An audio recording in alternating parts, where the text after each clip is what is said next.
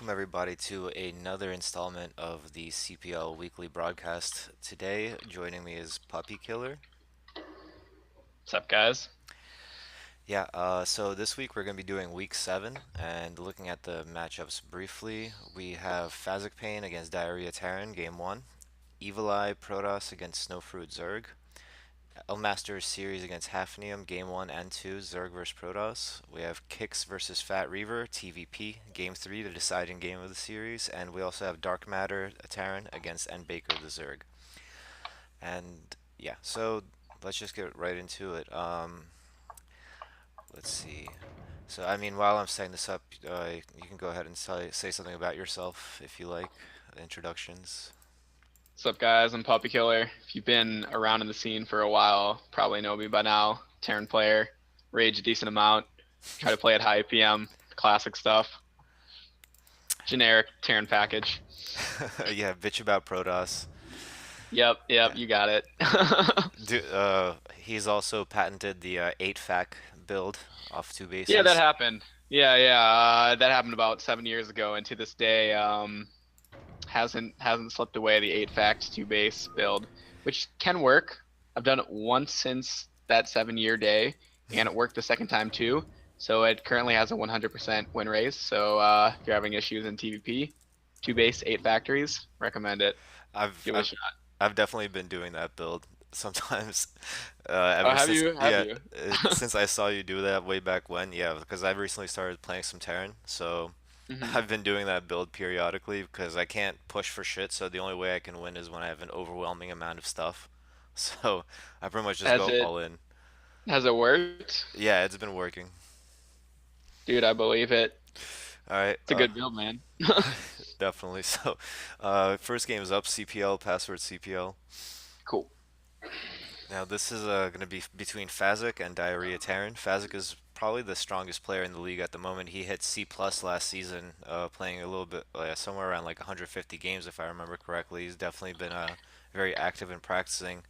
Whereas Diarrhea Terran, one of the newer additions to the league, he's been pretty active as well. If not on ICECA, but on the FBW server and 118, he's on the climb. So I'm looking forward to this game. It's gonna be on Jade. Yeah, this should be cool. Fazik's name is really familiar. I don't remember if I've played him before, but I feel like I'm always seeing his name popping up in these various leagues. Diarrhea I've never seen before. This Diarrhea Terran fellow, so it'll be nice Yeah. to experience it. Speaking of, Fazic Pain on the bottom right as the white Terran, and on the top right we have Diarrhea Terran, the teal Terran. So this is going to be a TVT on this map, and what are your thoughts on TVT on this map? Let me reveal the map again. So this is the lame reverse ramp map. Um, what I think about TVT on this map, well, for one, it's inevitable because if you're playing some kind of team league game, from my experience, Terrans tend to like the Fighting Spirit-esque maps the most, and Jade is kind of like Fighting Spirit, so I feel like you're going to be fighting a TVT if you put a Terran out on this map. That's just a general thing that I feel like I see a lot. But and besides that, I think what's nice about it is it doesn't have too many bases, so if the game goes extremely long, it can cut the game time down by a good like 10 to 15 minutes for like the super long ones. Aside from that, like not a lot of room to build. There's room to build turrets in the middle, but there's like side passages you can go along. It's pretty easy to play defensive. I don't know, dude. It plays out like fine TVT. Like it's a fine map for the matchup. I was thinking that perhaps on this map, more aggressive styles would actually be slightly favored the various like two-fact vulture openings for getting some map control, considering the fact that with the reverse ramp, it might be a little bit harder to hold, or at least to get back out onto the map than it would be on a map like Fighting Spirit. Yeah, certain like really aggressive openings. Terrans, the only way they can really defend against them is by blocking the ramp and then kind of like slow pushing to the nat. But that can obviously be worked around depending on the opening. Like as we see Fazik's going, okay, he's going Barracks Gas, so never mind, he's not going for Rax FE. But if he was going, for example, like Rax FE, chances are he could probably try to hold his nat with a bunker, and if Diarrhea went for like a 2 fact volt, he could just block off with buildings. But if he went for like another kind of more aggressive build, like a 1 Rax, like a 1-1-1 build or something like that, You can like pull SCVs to try to crush it when they try to contain you. I mean, the main thing that I feel like is the most substantial factor in lower level TVT games, like it's not a significant thing at the pro level, but at mid-low level it's very huge, is I feel like the build order openings don't often determine the game, but what tends to have a huge impact is who gets the first contain. Hmm. And usually that revolves around either the person with the more aggressive build pulling their build off pretty well, the other player not defending it super well, and then they get the first contain, and then usually it's hard to make a comeback from that position. Or in other cases, sometimes a player will do an aggressive build and they'll just kind of botch it against a better player, Hmm. and through in the counter attack, the other player will get the contain and take more bases. That's how most lower level TVTs play out from what I've seen. Yeah, that makes a lot of sense, and it looks like Phasic Pain did the smart thing. He scouted the center of the map first, because the SCV scout from Diarrhea was relatively early. He wanted to make sure that there was no BBS in the center, no bullshit coming his way. Both players pulled SCVs off gas also, so it seems like there's going to be more economic play. Phasic did put one back on, it seems, but we shouldn't be looking at any sort of two-fac all-in or anything of that Nah, nature the right now. note about Fazik's gas here is if he there's a good chance he'll go 1-on-1 because factory port builds usually you go, yep, here it is. You go factory, take a guy off gas, then when the factory's done, you put the final person on gas. What you can do if an SCV is alive is you can take two off gas if an SCV is alive in your base, and then put two on gas and try to make up the amount Hmm. of gas or try to even out the gas either way. Fazik didn't even try to be tricky. So usually when one is off, it's an indicator of a fact port, though on occasion Terrans will try to be tricky and they'll take one off gas and then they'll just play it like, He actually one fact FE. He actually had two off of it at one point, so that's why I think that looks more like a siege expand of some sort when you have two off, but with just and then he put one on back on, and then he put another one back on. Uh, Yeah. Daria Terran did do a good job of scouting, keeping his SCV alive, and he is sending a vulture in now. Who's going to see probably even more. I'm kind of confused a little bit by Diarrhea's build, like how he's, I don't know. I don't know if he knows exactly what he's doing with his build order right now because he's getting this command center at such a time that it prevents his factory from building anything Hmm. because he's getting the starport too. Yeah. So, and then this armory is like the last thing you want to build when you're getting these buildings because you already got wraiths to shoot up for anti-air, Hmm. and it's just a waste of money. So Yeah. he's gonna have a bit of a disadvantage on the opening in and of itself. Yeah, it depends on how well this pressure comes in for Fazic, if he's going to be able to reinforce it. Bunker coming up is not going to be too much trouble for the siege tank, but the siege tank probably isn't going to run in and try to contain it by himself. He might He just might, chill out here, you know. Oh, if he actually, does, bad move because if you pull all your SCVs and kill that tank, just a sweet advantage, just for free. Yeah, basically, fact port, like the way that I normally see Terrans like to do it is you want to get more than 2 Marines. You want to get like 4 Marines ideally. And then you want to get quick siege and a little bit slower actually than you got siege, I think. But you want to rally a vulture after your first tank, bring in Marine, vulture, and SCV, and then you want to bait them to get us around like this, mhm. kill as many SCV you can, and then come back in and then deal damage to the Nat. But I don't know. Looks like it's still working out for him okay anyway, because unfortunately Diarrhea made his command center so quickly that he didn't make any units out of the factory. But Mhm. never mind, scratch that. His wraiths seem to have won battle, and he has air superiority with this Goliath helping. If it doesn't die, that might allow him to hold off early pressure. Yeah, both these tanks are really damaged right now, so this early command center might actually pay off in the long run. I mean, he's going to be able to reproduce his SCVs quite quickly, whereas Fazk is just now starting his next command center. So, and Fazek also cut Wraith production after his first one, knowing that he lost the Wraith War, I guess. So, moving into this, I actually think that Diarrhea's position is not that bad. Yeah, Diarrhea is ahead right now, I would say. Obviously he's ahead in the supply count, but not even just that, having his command center up quicker, pretty huge advantage. Like he shouldn't have been able to hold that opening as well as he did, but Fazek made some mess ups with the micro, so it allowed Diarrhea to get in a nice strong spot at the start. Both Hmm. these players are getting their armories very quickly. I don't know how I feel about that, but besides that, game seems pretty legit from my perspective. Yeah, Seems like, well, fast armory builds are becoming more popular in Protoss, or have been popular for quite some time. Maybe these players are looking towards the getting the fast +1 attack, but I mean neither of them is getting it now. But you know, I think it's when there's +2, then it takes one less siege tank shot to take out a siege tank. Yeah, that's the golden number for the weapons upgrade. Yeah, so I'm thinking maybe both these players are already thinking about busting some tank lines by getting this fast army, but neither of them is really using it for anything. We see Diarrhea Terran throw down 2 more factories. Fazik just finished up his second.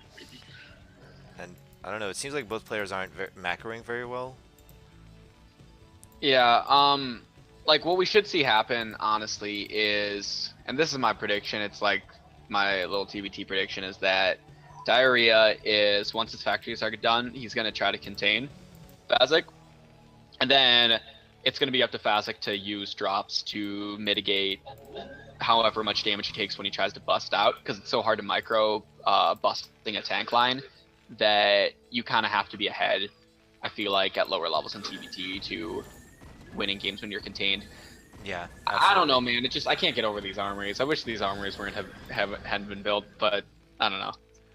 Small problems, small problems. Yeah, especially if you think about the fact that Fazik also made turrets, also and an engineering bay. I mean, that's one thing that we don't see coming out of Diarrhea Terran until now. He's just now starting his engineering bay. So I feel like he over invested in anti-air. I mean, he has Goliaths out. That's what the fast armory was for, apparently. He has like three turrets, 4 turrets total.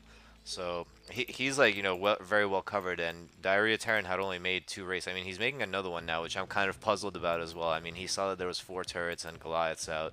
I don't think making another like wraiths out of 1 starport is gonna really turn the tide for him at any point here.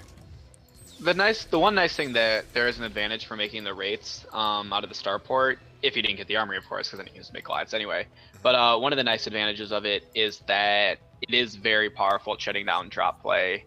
That's true. And if he does get a contain, it's a way that he can get even more ahead if Fazik goes for a drop and he shuts it down. I think he's moving out for his contain, unfortunately, a little bit late. So Fazik's already taken more ground and is gonna have his tank set up. If he wasn't about to lose these tanks right here, oh, actually, it looks like Diarrhea is gonna win this battle. Yeah, that makes no sense to me, but that's how it worked out.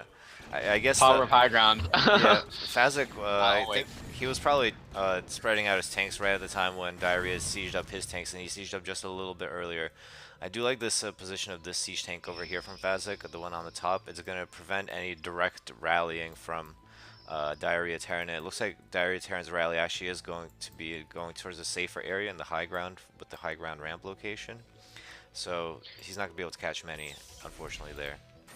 This is, I would say, a very strong position for Diarrhea to be in right now.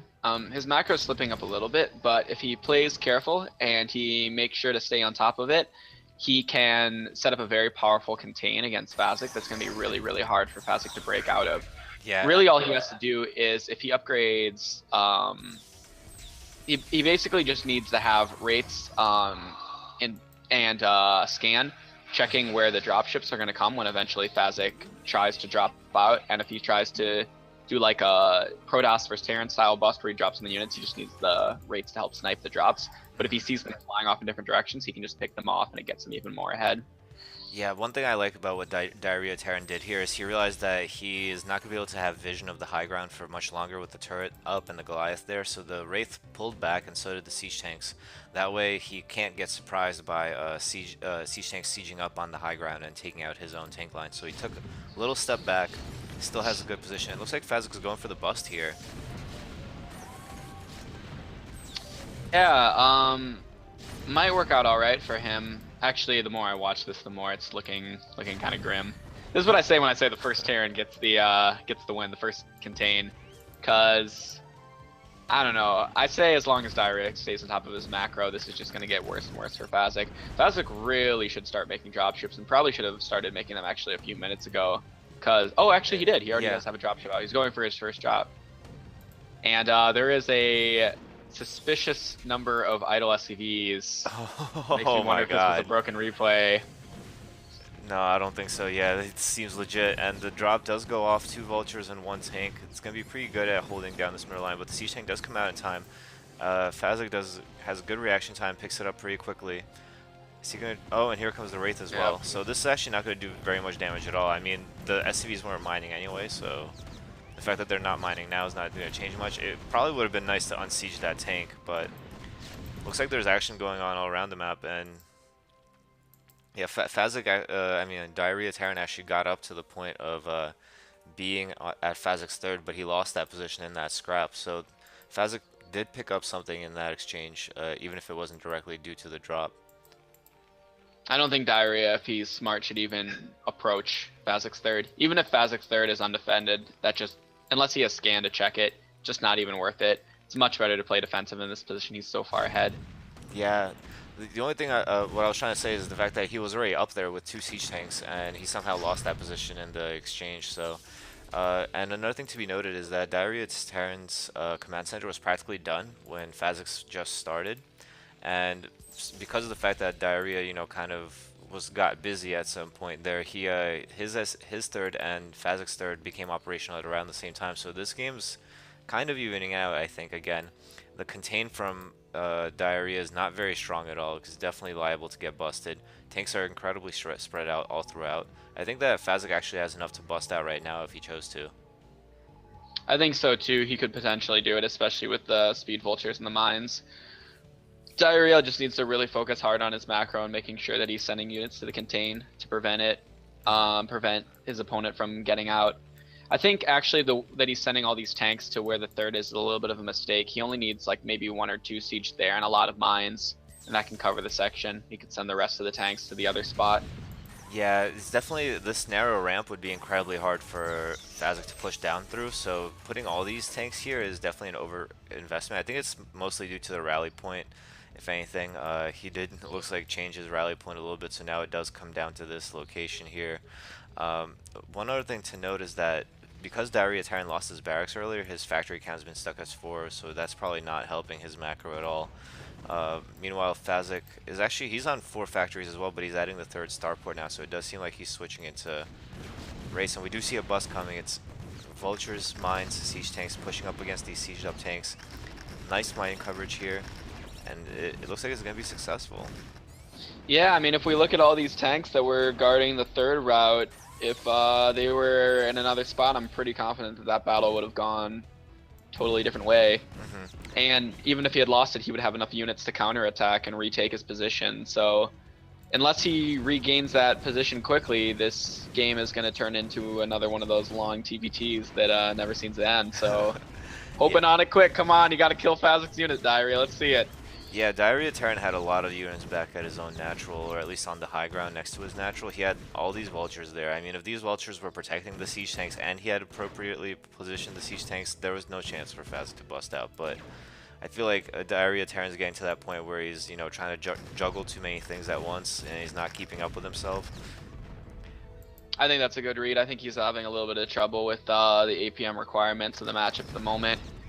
And it is definitely hurting him that he doesn't have a comm set yet. I think that would be especially helpful in helping him make calls. Yeah, I just noticed that myself, actually. I've been hearing comm sets going off. I assumed it was both players.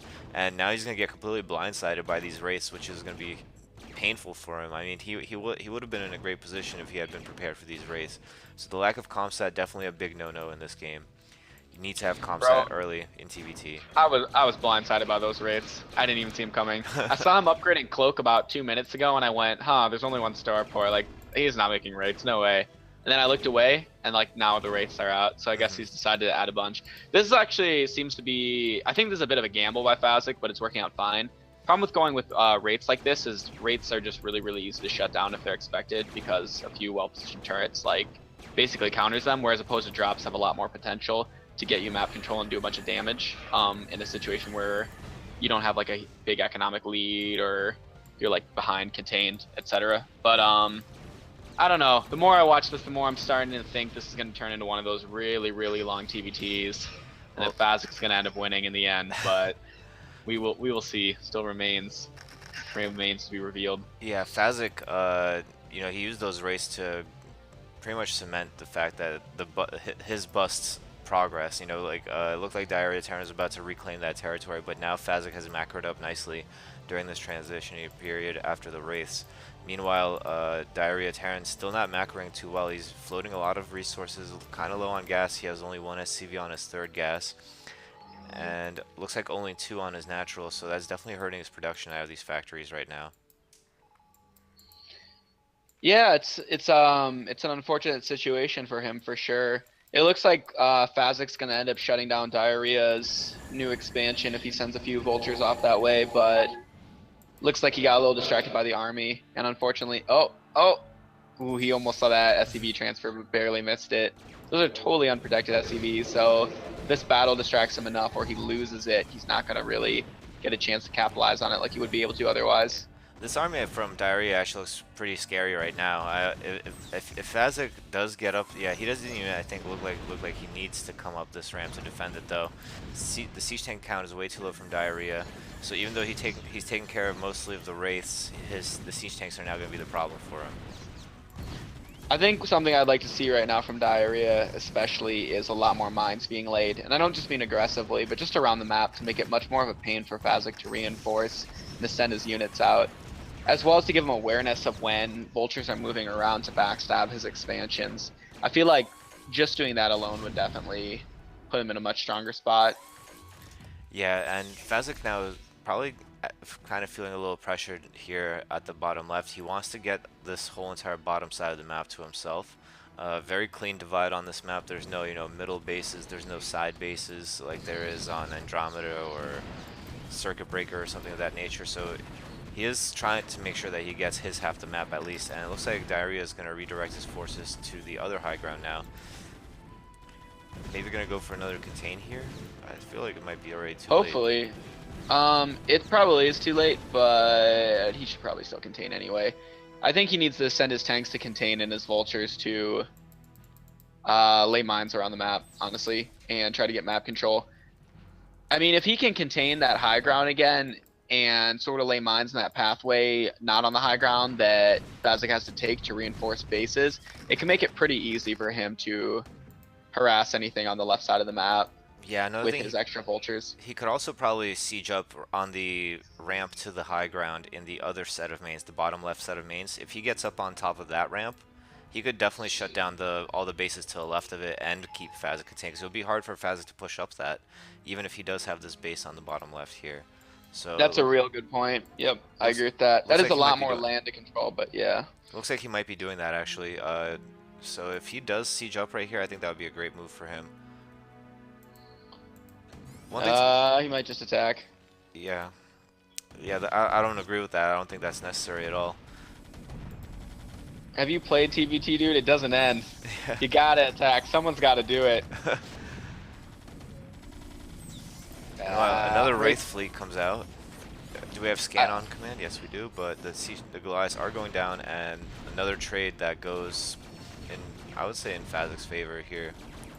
I like this a little bit for Diarrhea, though, because even though Fazek got more value off it, just the fact that he killed the tanks that were there means that if he plays kind of quick, he can capitalize and harass with vultures pretty well in that area. That's true, and we see that the Vulture response from Fazek to defend his bases right here. He realized that that was a weakness in his position, so he sent these Vultures to the high ground. He's probably going to lay some mines here. And Diarrhea Terran, he has a pretty sizable force of siege tanks and Vultures here. Not a lot of Goliaths though, which is kind of alarming considering the growing Wraith count of Fazek. We do see 3 starports from Diarrhea Terran at the top left, but he's still so low on gas. Yeah, he has 2 SCVs still at his natural gas, 1 SCV at his third gas. So because of that, he's been mining effectively only on 2 gas instead of 3 this whole time. And he has no turrets at his other expansion, so these Wraiths are going to do a lot of work here. Yeah, the Wraiths seem to definitely be frustrating Diarrhea quite a bit. And this Vulture follow-up especially is going to hurt him. This might be game, actually. Might do too much damage. Because this is going to kill all the SCVs in this area. So to be fair, he hasn't transferred too many over yet, so he can recover from it, but... Yeah, if Diarrhea takes out Fazek's base now too, if that happens, then it's an even game where it pretty much goes back to being 3 base versus 3 base at this point. If this army is going to be quick about it. Three base for three base scenario should be pretty interesting. I think it would favor diarrhea. Well, I would say it would favor diarrhea, but I think just the high wraith count kind of puts a damper on diarrhea's position. Yeah, and I want to know Like, look something. at this You go army ahead. that's sent out. It doesn't have any Goliaths with it. If the wraiths engage it, it doesn't have a chance. That's true. But one thing I want to know is that Fazek is like pretty much, I think, mentally containing himself. All there is mines out front of his base, but he has all of his army cooped up at his high ground. Just now unsieging, probably using time machine hacks to do something about it. But like I don't understand why he was sitting there for that long. Left his bases completely exposed in the bottom left. So finally he's moving out now. Probably gonna try to defend those, at least the left main, from being completely shut down.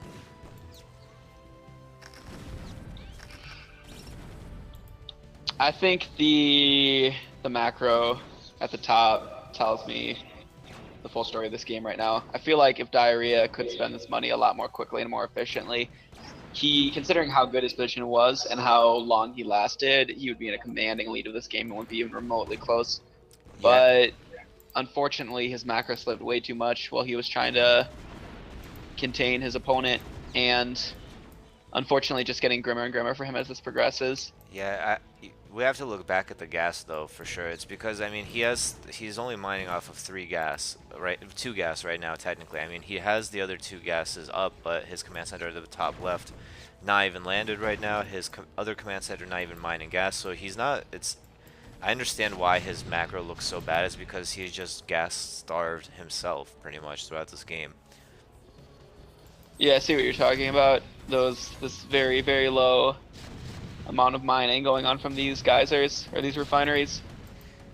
Yeah, and that's what really sabotaged him. I mean, he hasn't buffered his army with vultures, which is what you might expect considering you have like 5,000 minerals in the bank. A lot of vultures, sent to each base, eventually they're gonna probably bust through and kill some SCVs here or there. But at this point, it looks like he's just throwing away gas unit after gas unit. Just lost a bunch of Goliaths to the siege tanks that were in siege mode, and he's just bleeding army and bleeding resources at this point. Well, fortunately for Terrans, they have this wonderful L button that's attached to their unit or their buildings. They can lift and just prolong the game as long as they see fit. But it's looking grim. This one's over, I Yeah, would say, at this point. yeah, I think it was well played by Diarrhea. His opening, I think, was a little bit sketchy. Normally, when you go fact port, you want to get your command center a little later, or at least, I don't know, maybe it was some kind of weird variation he was trying out where he wasn't going to get any early units and was going to go right to Wraith, which I guess theoretically could work if, they lift the barracks really quick, which is what happened, but yeah. Definitely, kind of like a lot of loose ends for both players in that game. I feel like kind of exposed weaknesses in both players' play. Fazic not moving out for a long time with that army in the mid game. The As you said, the build order from, pardon me, Evil Eye. I said Evil Eye because I want Diarrhea to Terran. Diarrhea Terran. Yeah, build order from Diarrhea Terran definitely a little bit questionable. So in this portion, what I usually do is I give people grades, and it's kind of like arbitrary grade where it's A to F obviously, but A is for us like what you would expect from I guess like a C plus player, and then Okay, F is like D minus minus minus. You messed up really bad. So in this case, I yeah. think I would have to give Fazic probably. I would give him a C plus or a B minus. I'm thinking towards a B minus. Like he definitely had more weaknesses than I expected out of him. He's a legitimate C plus player. He shouldn't be making some of the mistakes that we saw there. I give them both Fs. They're over. No, I'm kidding. Uh, like honestly, I'd be grading on improvement, so I'd have to see more of a track record from both of them to grade. Hmm. I'll grade Evil Eye. I've seen him play before. I'll grade him harsh, but Yeah, that's next game. oh, perfect, Yeah, perfect. yeah. Diarrhea Terran, I would give him a C minus probably. I mean, well, no, I'll give him a C. He went toe to toe with Fazic, who's one of the best players in the league. He just wasn't all there in some places, and I feel like it was really just the two minor mistakes of not having the proper amount of SCVs on gas that turned into a major mistake. It made it look like he was way worse at macroing and playing than he actually was. Well, I'd also say the mess up with the contain where he sent too many tanks to guard one area, not the other. Not building academy like to scan so he could make better reads. I Oh don't know. man, There were quite a few things I was thinking yeah, contributed all in all. the lack of scan is definitely a bit major conceptual flaw. That to me brings him down to a C minus by itself. The fact that you need to have scan, I think it's something around like 40 or 50 supply. You need to throw down your academy in TVT. Usually, if I'm not mistaken, unless you're doing some crazy all in, you definitely want to get those scans up as soon as possible. Wait, where does this information come to? 40 to 50 supply scan for TVT? Who told you this? I learned this, I would say about 7 years ago from Lumix and Phasers. They said that? Yeah. I'm gonna have a conversation with Well, Lumix and all Phasers. right. What do you think it is then? I want to hear your input It on this. depends on the build, dude. It depends on the opening that you're doing.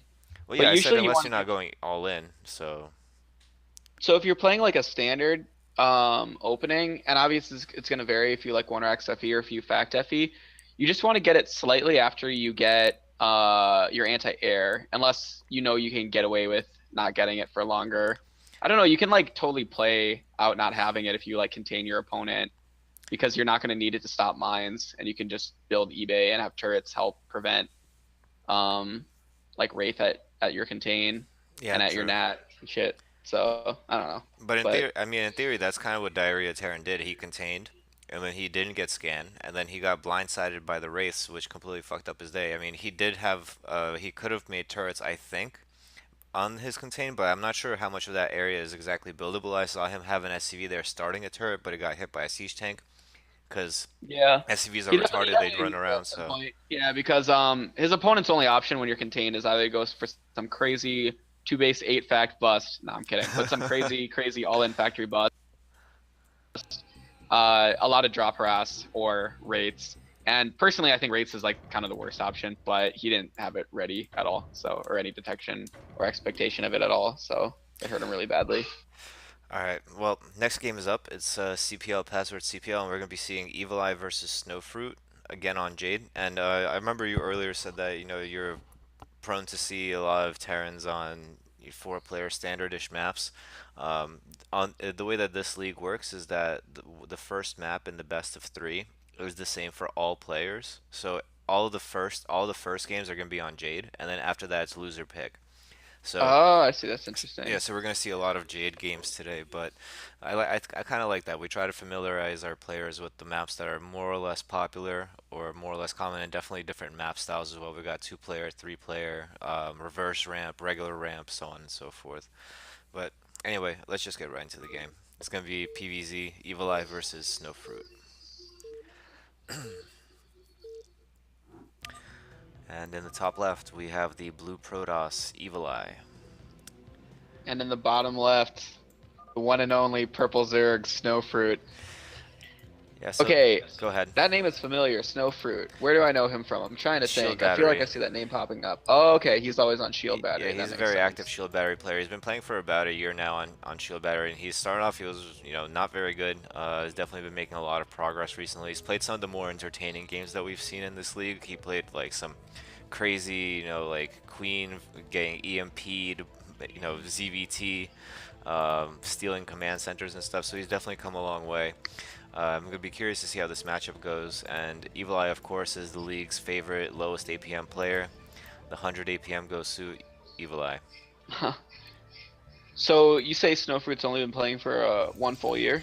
Well, I don't know if that's how long he's been playing in his whole entire life, but I remember when I first saw him play about a year ago, like functionally you could have said that he just started playing one-on-one. Okay, I see. Fair, makes sense. Yeah. So, looks like we have this drone scout is like really early. It feels like I wonder why he's going out this early with it. I mean, I get, oh, it's overpool. I mean, This is Overpool, yeah. Overpool is normal, but I don't think he needed to scout that early with the drone. I don't know. I don't know anything about this matchup. It's garbage. All I know is Jade looks unpleasant to wall. That's all I know. I don't know. It's actually not that bad. This wall might be not the best, simply because of the fact that the pylon didn't leave enough room for a cannon under it. So Hydra Bust is possible, but the overall it's relatively narrow. So the Gateway and Forge line up pretty nicely, even if you mess up, and the Hydra arc can't get that big. the What drones.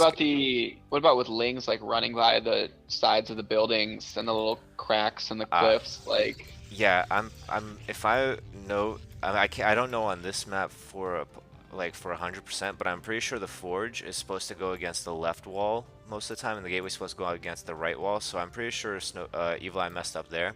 Also on this map, another thing you can do is you can put your forge under your gateway, which actually no, this is correct because the forge is on the right side. My bad, I got that backwards. But yeah, so the gateway can go to the left. I know you can't see me, but I'm drawing it on my map. And then the forge can go mhm. under, and then cannons can go here, which is a decent wall and it's link tight for sure. This right here.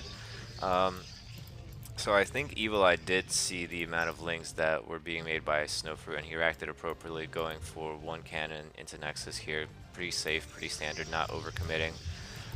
Still puzzled by Snowfruit's choice to send out an early drone. I guess like he thought that maybe if Evil Eye went 12 Nexus, he'll be able to find out and go 6 lings, but I don't think that's very common.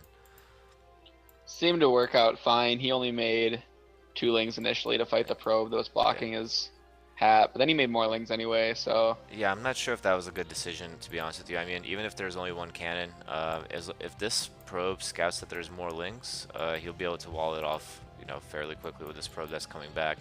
The question is, if the lings do get inside, this could be really damaging for him.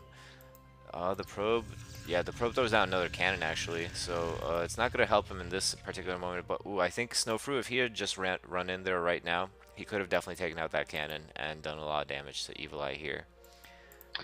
that could have been pretty bad. Could have had a Neo G Sulky moment with him taking out some Protoss. Evil Eye, this guy, I know this dude.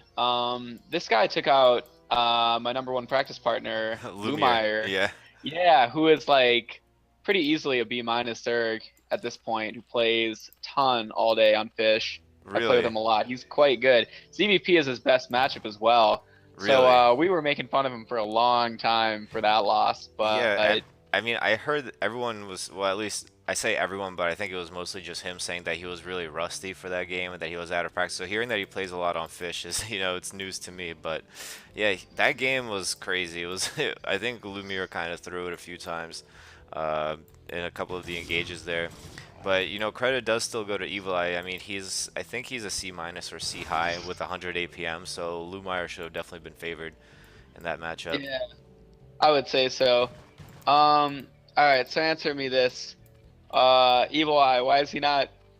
Oh, oh, there's the Stargate. Okay, I was about to say, why is he not building anything after the core is done? Didn't see the Stargate by the side of the Nexus. Yeah, Yeah. the second question would be is why didn't he get his second gas at this point? Because usually when you see a layer opening, you do still want to get that second gas. You want to get your Citadel.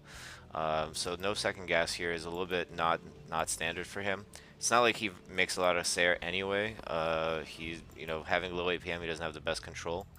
But I think one thing that he did notice with his scouting probe is he saw that Snowfruit did take the third at the other natural, which usually implies that it's going to be a 4-base play from the Zerg player here.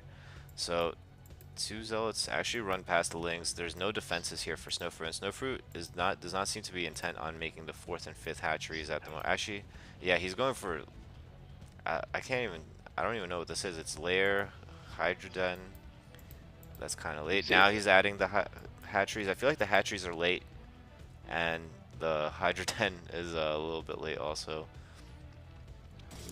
I don't know, but he's gonna have to deal with these zealots ruining his life at the bottom right. Hmm. I thought for a second he was just gonna YOLO counter and send all his speedlings into Evil Eye's base, but he's probably suffered too many times for making that decision, and he is going to try to hold off these zealots that have already done a fair amount of damage, just Yeah, forcing all the drones to run and killing some. yeah. I'm not sure about the decision Not of that's sending the micro. drones. I'm not sure about sending all of these drones all the way back to the the natural base here. And again, the lack of a hatchery or SimCity here definitely hurt him in this situation. If he had a sunken, if he had another hatchery and an evolution chamber or something, he would have been just fine. But lack of SimCity and probably the build order was a little bit off. Maybe it's because he did go with that early drone scout into 6 lings early on in the game. Everything was maybe slightly delayed. And it looks like he actually lost his first overlord to this Sair as well. No Spire coming out as of yet. Looks like lurker upgrade is close to being done. So I want to see the robo coming from Evil Eye, and we see no robo. Well, to be fair, how is Evil Eye ever going to guess this is Lurker? Because look at the amount of gas Snowfruit has.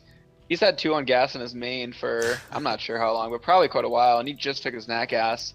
So going Lurker at this time, I mean, correct me if I'm wrong, but don't Zergs usually tend to get 2 or 3 gas if they're going Lurker at the very least? Well, you usually start your second gas after the layer finishes, so this gas is definitely late, you're right, but I would say like the clues in my opinion, especially with the Corsair Scout, is the fact that first of all there's no 5 hatcheries, so the 5th hatchery just got thrown down. The layer was and Hydra Den, you know, like that combination means that there's no Mutalisk. I mean, there's only one unit that you really need a layer for if you have a Hydra Den, and that's the Lurker. So these Lurkers are being used defensively, though. I feel like there could have been a potential for him to slip some past, but I guess he doesn't know the fact that Evil Eye is playing this blind with no robotics right now.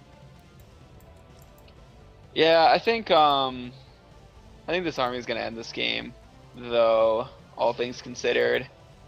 I This Lurker might make him just pull back, I think. I Oh mean, shoot, I did not see that Lurker. yeah, he just got here right on time. But it looks like Evil Eye is gonna actually go for it. He knows that he took the gamble. He's like, nah, there's not gonna be any more lurkers here, and he's gonna go for the hatchery snipe. I think that's actually a pretty good decision here. I mean, he's not gonna lose Seems we're that much. working out. Yeah, another lurker just We're does come out. Not in time though. Yeah, sniping the evolution yeah. timber, another good choice I think. And wow, more drones coming in, but and more zealots. If they get this hatchery too, but now I think it might be a little bit too late. Yeah, it's no longer worth it. Is it? Is he gonna get it? It's This is terrible. Yeah, He's that not was. at something else in. Oh my god, He might get it if he anyway. gets it, then it was okay. Well, Oh my god, he's he got it. vindicated now, but that I was still think that brutal. was a horrible decision. There goes his army. Yeah, But no army yeah, is just bad. sniping it wins the game. Why does he need to snipe another? Why does he have to snipe both hatcheries? No, 31. the thing is though, like behind this, he's not been macroing whatsoever. So I think Snowfruit still has an opportunity to set up a contain right now if he goes now. Uh, I think he's taking a hit in too. I was about to say this is the kind of time where these kinds of Protoss like to take a hit in, and pretty sure this probe is taking a hit in. Yeah, it's definitely a possibility. The Zergling from Snowfruit, what it could be doing right now is patrolling from this third to this main, and that way you kind of cover all the bases with one lane, which is really useful. Evil Eye taking his third, riding off the advantage he just had. I'm kind of puzzled at the fact that he still doesn't have. Oh, okay, he does have the robotics facility. Observatory is on the way, and he is making Dragoons now, and the range upgrade is halfway down. But I feel like he really dropped the ball during that engage. He was so busy deciding with his zealots where to attack and what to snipe that now he's actually going to get contained by this. And if he had been brave enough to snipe these Templar, this could be actually a terrible position for Evil Eye.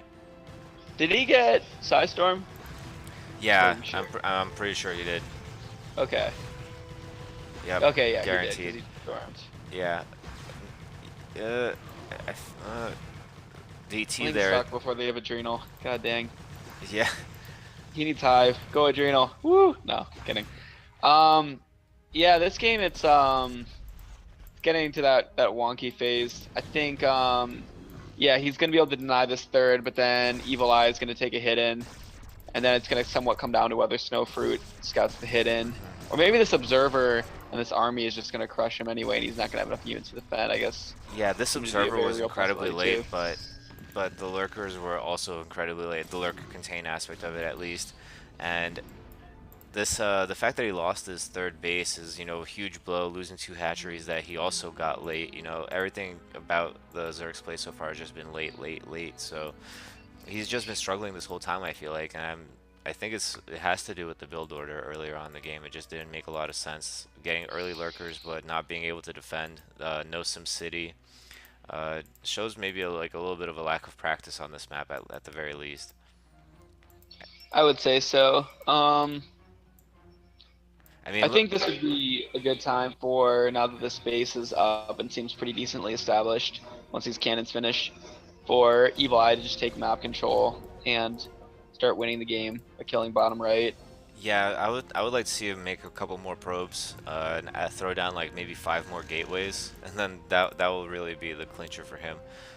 Meanwhile, if you look at Snowfruit, I mean, look at his third base right now. Like, he made the SimCity, with the Evo chamber and the Hydralisk, and I'm sorry, the hatchery, but then he put the colonies out front, like, that doesn't make a lot of sense to me. Like, this is just a conceptual error, like a very clear one in my opinion. I guess Yeah, I don't know. he's making these like super like if you look at the high ground on his natural, he has like 5 sunkens there and 3 lurkers. I think that might be what he's going for here. Like, and he's probably trying to push his way out to that side as well. So he's probably going for like, I don't know, a 6 base turtle zerg, which I mean it is valid, but at the end of the day, a split map scenario always favors Protoss in this situation. That is true. One of the other things to note that does kind of suck a bit about this map is the fact that the thirds mine out so quick, Hmm. which can be really unpleasant for Zergs. Though I guess that definitely affects Toss too. Yeah. I don't know. They both need gas. Yeah, the fact that Snowfruit got his third at the natural might turn out to be a good move here, especially I mean, but he is only now getting his third geyser. Hive is only just now started, so I would I would say that Evil Eye is fairly decently ahead, but the longer that he lets Snowfruit just macro up like this, the more he opens the game up for Snowfruit to come back, because if you look at the positions, Snowfruit has cemented his position somewhat decently with these lurkers, these sunkens, these spores. He has been droning pretty decently. He's at equal probe count to drone to probe count, and he's adding hatcheries and taking bases. So, I mean, I guess both players kind of like, okay, that was a nice fight. Let's get to the late game now. So, I'm not sure if that was entirely in Evil Eye's favor. I think that's a good way to put it. I feel like this does, yeah, as this goes on, it can still be okay for Evil Eye just because of the fact that, yeah, split map does favor Toss in terms of just like base count Hmm. value. One thing that I also think Evil Eye has in his favor right now that'll drift away as time progresses a bit is he does have quite a bit of an upgrade advantage. Considering that Snowfruit doesn't have, okay, he just got Carapace done, Hmm. but his upgrades way later than Evil Eye, and subsequently we'll have them Yeah, Evil quite a Eye bit is later. actually about like 70% done with +3, so he's gonna have a window for quite some time where he's gonna be able to do a lot of damage. But once that window closes, I mean, everyone knows how quickly Protoss army can melt to the combination of Defilerling, Crackling, and 3/3 and Ultralisk. So I feel like he needs to use these Dragoons to bust uphill, which I think he definitely can, and then follow it up with the Zealots and the Templar and all that. Yeah. Do you think he's gonna do it? No, I think he's gonna send all of his army to the top right to fight off 6 Zerglings. Yeah, I That's think my that's prediction. that Yeah. seems like a pretty accurate read. Okay, so No down a letter grade. Sorry, sorry, Eli. no, he caught himself. He decided that it wasn't worth it. I like the fact that he's keeping middle. It kind of prevents Zerg from combining their forces, but it is kind of a little bit vulnerable to a flank. Little does he knows that Snowfruit has been mostly making drones. It seems well, actually, his drone count stayed pretty static, but now he's finally making army. I wonder if he got the crackling upgrade. I think his hive didn't finish too long ago, so I don't know if he has it yet. And here's the Dragoon bust that I was telling you about. So maybe he is actually gonna do the right thing here. Zealots are running in, definitely premature though. Losing the Observer, not the best idea here. And yeah, see, this is why you don't send the Zealots in first. You need the Dragoons first to take care of the Lurkers, to take care of the Sunkens, and then you use Storm to defend them. So losing this army is gonna hurt Evil Eye quite a bit actually. You didn't really do that much damage with it. All right, I'm calling it for Snowfruit right now. He, I think this is enough to see. I don't know about Evil Eye right now. His macro's looking a little bit sketchy, and I think that he is gonna have trouble once Snowfruit starts to get map control with an army. He's yeah, not gonna be able to retake it. at this point, I would like to see Snowfruit just straight up double expand. I mean, there is a Zealot and a DT defending these bases, but if he took his bases 5 and 6 right now, he'd be in a really good position, I think. Maybe add a couple more drones to catch up with Evil Eye, but I mean, losing that army is just so terrible for Evil Eye. He By had the to, way, yeah. look at bottom right. I think we might have missed Oh something. yeah, no, I saw the shuttle earlier. There was 3 DT drop. I didn't see, unfortunately, I didn't see how much damage it did, but it looks like it did quite a bit because the hatchery is dead. There's no drones here, and the other hatchery is practically dead as well. So yeah, I kind of missed that. We were looking at something else. I think we were looking at the Zerglings at the time, but probably. Yeah, so Snowfruit, even though he won that engagement, he didn't really capitalize in any shape or form. I mean, Evil Eye had just macroed these units out. You know, this is like one macro round. And so Snowfruit had plenty of time to set up a position, possibly on the high ground in the middle to, I guess, kind of not exactly contain, but make movement difficult for Evil Eye and then try to take out the top right. Instead, he's going to be sitting firmly on the defensive, and looks like we see another shuttle with 3 DTs, and it flies right past the Scourge. But now there's a sunken here. Is it going to be able to hold? No. It's looking grim for the Zerg. The DT blades with Yeah. their 3 upgrades doing 50 damage a shot, killing units at extreme speeds. Borderline the speed of a siege tank versus a Dragoon. Oh wow, but Adrenal is even better, so the Yeah. DTs are barely held off. But the bus comes in at the same time. There's only like one lurker here, so this is going to be very hard for him to hold. There is a Nidus Canal though, so he could send some emergency units. Is he? Yeah, he's doing that, and the Defiler is coming as well. So this is, I feel like this is kind of when Snowfruit starts getting into the zone. He's not very good in the earlier mid game, but his late game play actually starts looking kind of decent. He did lose the Nidus Canal. It might have been a little bit too far forward. This Storm is going to do a lot of damage also. I was like, how's this Templar not dead yet? Okay.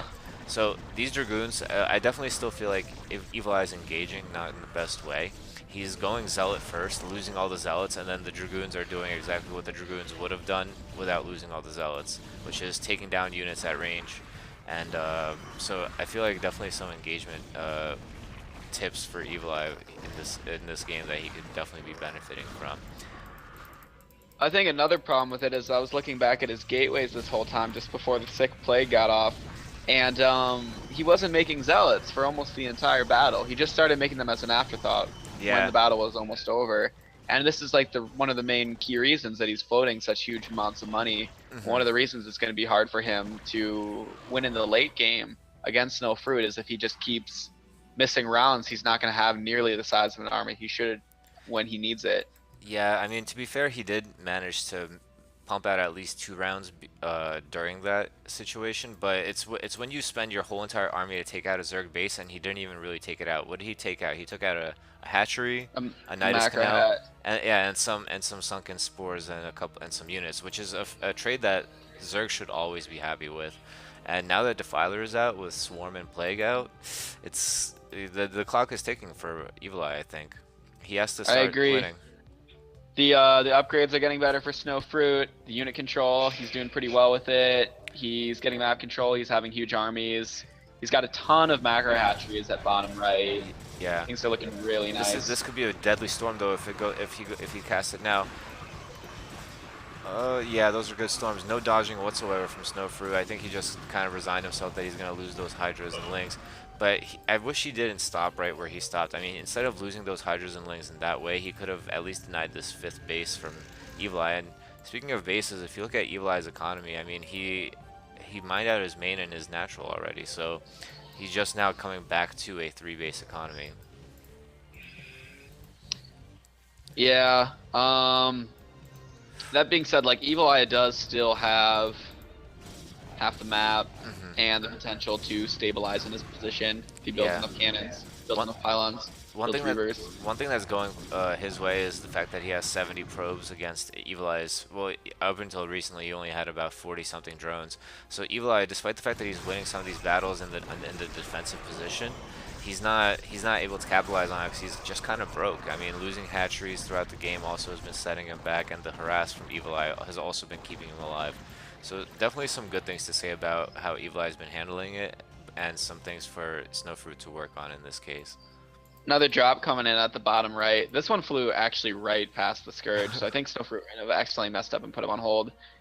Unfortunately, Evil Eye, a little bit distracted, might have forgotten that he sent a drop out, and he wants to drop these quick because this is very much in Snowfruit's vision and is very likely to be spotted by him quite soon. Yeah, and the Scourge generally what you want to do, and yeah, he just sees it with the Zerglings. The Scourge are coming in, and down goes the shuttle. Yeah, a few too many balls for Evil Eye to juggle at that moment.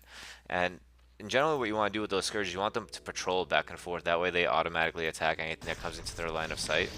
But now we actually see a heavy Corsair count coming out of Evil Eye, which is something I see a lot of Protoss doing, like when they don't make even Corsairs in the earlier game. they start going for a lot of DTs and a lot of Sarah in the engagements. Largely because I mean, he does have a Spire, but we haven't seen any air units besides the couple of Scourge that we saw earlier. Can't you just plague all the Sares and then they Yeah, just die? yeah, but during the battle they chase the Overlords away, which makes fighting against DT numbers very difficult. So right now he just sent all these drones over, but he has no defense in his base. He's not even burrowing the Lurkers, so this looks like it's gonna hurt Snowfruit a lot right now. Just now burrows Lurker, nice swarm. That's gonna might actually help him hold this. I mean, against this Dragoon heavy composition, no Templar in sight. So this actually helps him hold, and like we said earlier, I mean, Evil Eye still, of course, has the commanding army lead, but you know, Snowfruit's getting more of a foothold on this map, I think. Yeah, it's getting harder and harder to call it because my heart is actually saying Snowfruit at this point because I feel like he's playing really well from his bad position that he got in. Hmm. But it looks like Evil Eye is barely doing enough to stay on top. And I think the speed at which Snowfruit is expanding is one of the huge things that's setting him back, that he's just not taking bases quick enough. And Yeah, probably not just that, but also the fact that he's just not putting counter pressure on. You know, yeah, at this point of the game, the thing that's most frustrating for Protoss to deal with is the fact that you can just kind of run units around the Protoss army across the map and kill bases that are coming up, or drop them in their main and swarm and hmm kill a bunch of gateways. That yeah, stuff's really, really unpleasant for Protoss to deal with, and it's kind of essential if you to put counter pressure on if you want to win.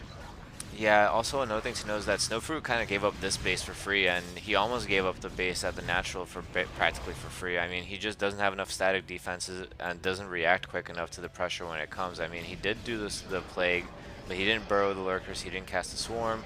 He just lost a bunch of lurkers on a defiler here, you know. So it's definitely a lot of mistakes coming from Snowfruit, even on the defensive end of things.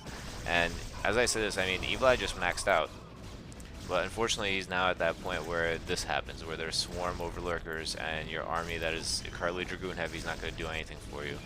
All the zealots are dead. This one DT might clean it up though. Yeah, at the cost of quite a few Dragoons, but Yeah. let's see.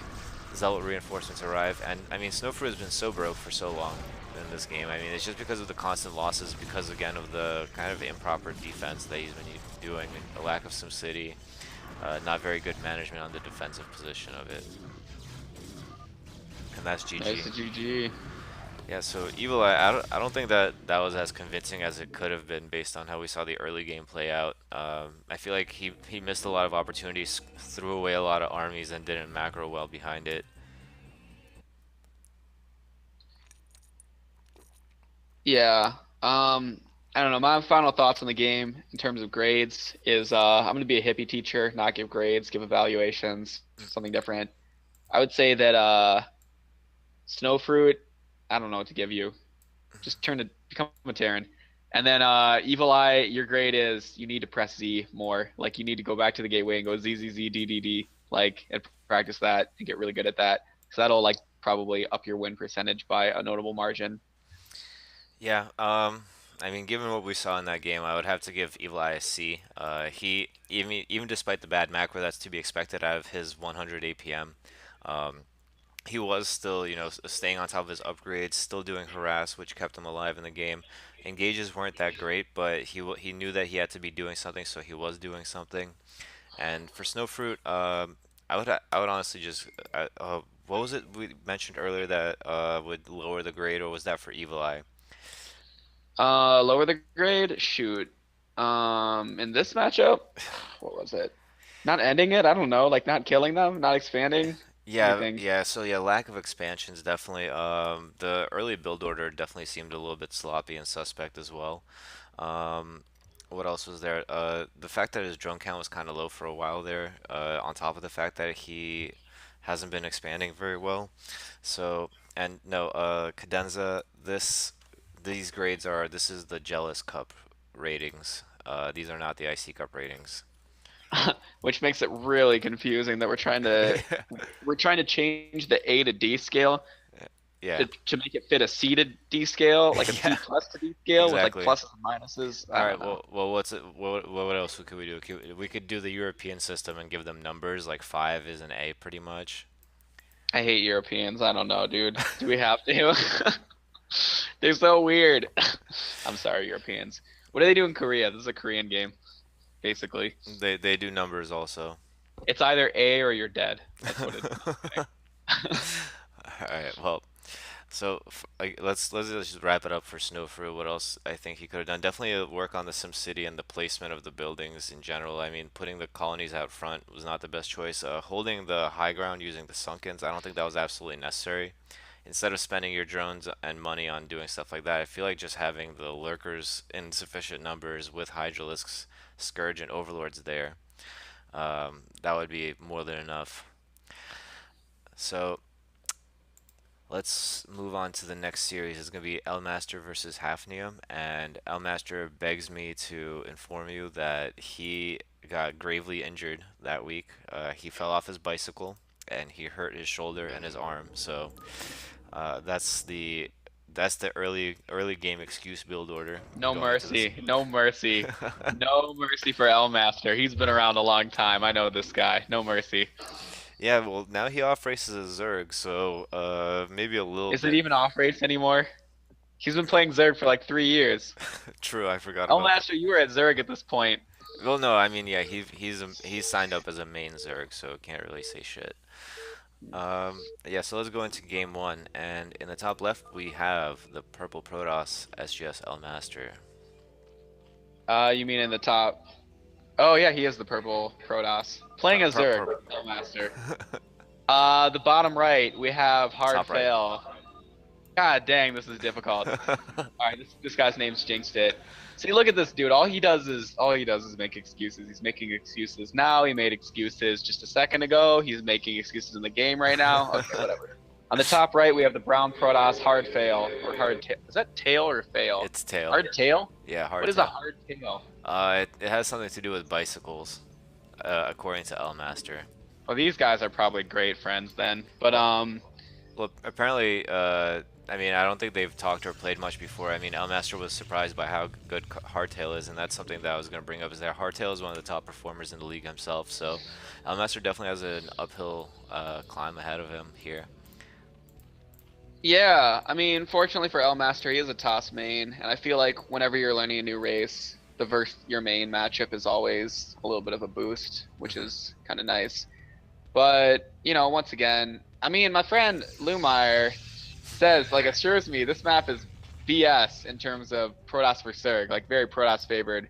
But I don't know if that actually is going to come into a play any of these games. His theory for it actually is that might actually have an impact on this game is that you go gate first versus Zerg on this map because it's very hard not to take the close third and hold a gate first, right? Hmm. So they'll take the close third, and then they tend to mine out of gas really quick Uh-huh. because of the fact that the gas is so low, That and does it's make very sense. hard to take the fourth. Yeah, that's kind of supposed to be the advantage for Protoss versus Zerg. Yeah, but then again, you have to consider that Lumire lost to Evil Eye, so how much can we See, really that's what I'm trust? saying. This Yeah. guy, he's got no credibility anymore. So it's like I almost hesitate to bring up his name and give him any No, attention. it's I okay don't though. know. I have a losing record against Evil Eye also, so it's so I'm gonna take that L. In the meantime, it does look like Elmaster did go for the 12 hatch. Looks like yeah, it was maybe 13 pool. So that's a good build order or 12 hatch, 12 pool. Meanwhile, for a hardtail, I'm actually kind of surprised that he made the pylon and then he mined a mineral and then he sent the probe back to his main base, like being super cocky about it. He's like, yeah, this guy's not gonna go pool first. Fuck scouting, right? Like for me personally, if I'm playing for like a league match or on ladder, I'm double scouting. I'm scouting after the pylon and I'm scouting after the forge, and then I'll cancel the forge if I have to. But this guy kind of being a little bit confident, he's gonna get there with the zealot and the probe at the same time though, so it is gonna work out for him. Pool just finishes, sixlings should be on the way, and deflect this with no problem. Hopefully, though, he does have the advantage of getting to hold the ramp, which is a bit of a boost. Though it looks like he's just gonna run right into the main. Mm, and this third hatch from Elmaster slightly delayed. I mean, he made those Zerglings first. He has to not lose any drones here, and I think, Ooh, that acid spit. Sorry, go on. yeah, I mean that was a good stack. Definitely saved himself a drone there. I think for me personally, I might have just not risked it and sent all my drones to the geyser. because the Lings are coming out soon anyway, and the probe tries to block for the Zealot, but he doesn't end up being able to do so. The Zealot does get picked off, so this is not exactly what you want to see. But the Zealot in the natural actually does kill 2 more Zerglings. Excuse me, and this is the strength of this build. It forces the Zerg to just make Zerglings after Zerglings after Zerglings, or risk losing a lot of drones. So it's a, you know, it's a harsh reality for Zerg at this point before their 3rd hatchery comes up. This is quite a powerful opening for Protoss, though his micro definitely does leave something to be desired. Yeah. Elmaster's being sloppy. He's leaving Lings around that are getting picked off, but Hardtail is having these situations in which he should be able to capitalize and put his Zealots like in nasty spots by the minerals that are hard Yep. to engage with. Especially on this natural, there's at least 2 places that are really good that absolutely cannot get surrounded. Um, what between the Also, top? this Zealot that's halfway across the map needs to have been sent home. Like Yeah. this, yeah, okay, he did it. Yeah, he needs to wall off on top of this gateway, and I believe the pylon and forge here too is also wide open. But Elmaster, he's wisely stopped investing in Zerglings. He knows that he's held off the threat. He's transitioning back into drones now. Uh, no gas as of yet. Probably a mistake at this point. Usually, unless he's going for 5 hatch before gas, which I think is also a decently popular build as well. So that's actually looks like exactly what we're gonna see. We're gonna see 5 hatch before gas. That's the super old school janky foreigner build, right? That Um, everyone used to always do. Well, what's his face? LRM no one kind of popularized it, probably around 2009, I would say 2010. But it Yeah. was used by pro gamers as well, so it's not like he made it up or anything. Pro gamers did do it, and I think it's you know it's not necessarily a bad choice on this map. I mean, as you said, he does have to take the 3rd base on this map, or in this case, he did take the 3rd base on this map. So it generally does favor when you have to get the 3 near to each other bases. Easier to defend overlords, I guess. Easier to defend all 3 bases. So this is going to look a little bit more like the modern style of ZVP, where you do get the 3 close bases. Give me a quick run through. How is this build? Like, what is it supposed to do? What's the advantage? What do you tech into after you do eventually get gas? Well, the advantage is that you get your hatcheries earlier. Don't waste any drones on mining gas or tech or anything like that. So, because of the fact that you can hold off any early Protoss bullshit with just Zerglings and Sunkens, you end up, you know, getting your economy boosted much quicker. And as a result, you're going to be able to pump out a lot of Hydras in the middle game, in the mid game, control the map, prevent Protoss from taking their 3rd. And yeah, so that's the general outlook of it. Because Zerg really doesn't need any the gas for anything that early in the game unless they're doing something like a lurk contain or 3 hatch mutalisk or something like that. So it's pretty much saying, Right. yo, check me out. I'm gonna start macroing. Like get your butthole ready. Right, right. Makes a lot of sense when you put it that way with that language. How about Sayers? How is he gonna deal with Sayers? Well, I guess he has his Hydra done finishing, but is he gonna be getting aspired at any point, or not for quite a long time with this build? it's probably not for quite some time. I mean, he's just now getting his 2nd gas up and running. Layer hasn't even started yet, so yeah, it's gonna be a while until he gets his Spire up. And the whole idea of it is because he can get Spore and he can use the Hydralisk, as you said. It is gonna make pretty much extinguish any possibility of him being hyper aggressive because of the fact that Dark Templar are gonna be out on the map. But in general, he shouldn't lose more than 1 or 2 overlords in the early game, which is kind of standard even if you do go Spire. So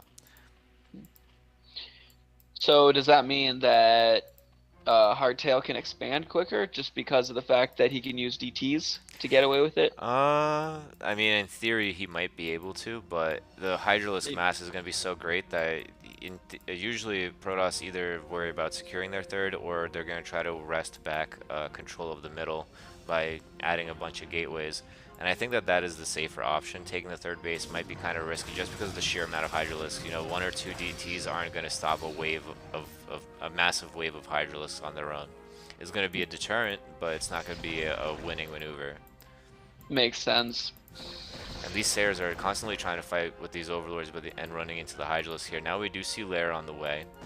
And actually, I'm sorry, I almost missed it. The Zealots are running into the 3rd base of Elmaster, and they are going to clean up the Sunken and the Hydralisk. And it looks like this map is just actually really hard to SimCity properly on. Or maybe Elmaster just didn't do it very well. The Hydralisk are going to come in now, and will we see another hatchery snipe in this game? In this series of games, rather. It looks I'm like it thinking might be that these possible. zealots are not quite dealing enough damage to pull off a hatchery snipe. He can Yeah. just make it into a lair if he needs to heal it, and Hmm. Yeah, but the extra health doesn't apply until the layer upgrade is done, actually. yeah, actually I learned that yesterday and totally forgot that new information. Well, one thing that he could have done actually is he could have grabbed his drones and told it to mine the mineral and then press stop. You know, it's kind of like the mineral walk trick, and then you prevent the zealots from having surface area on the hatchery just to stall long enough. And if he does retarget on the drones, you just run the drones back away. But I feel like Elmaster should have learned from this engagement and should start keeping his Hydralisk kind of on this high ground ramp more than anything. In the Yeah, I meantime, think that's definitely a good call. Or just any area where it's not hard for them to bounce back quickly between either or base if mhm, they need to defend. he did wall off the ramp with like 5 Hydralisks, which is a novel technique that I've never seen before.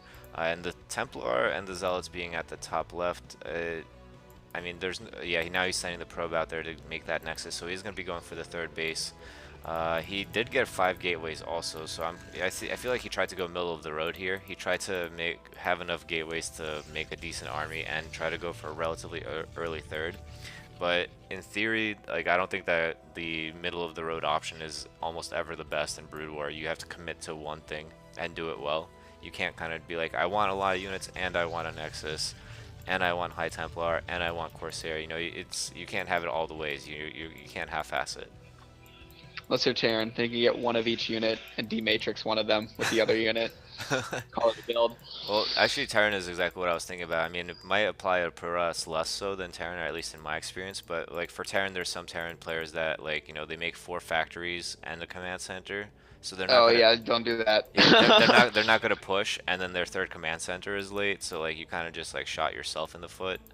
But Yeah. this Corsair fleet is actually steadily growing, and the lack of spore colonies or sunken colonies at this third is now going to be alarming. Because with this amount of Corsair, he could snipe all these overlords, and then send a DT, no problem. Yeah, the DT is actually standing right outside the base here.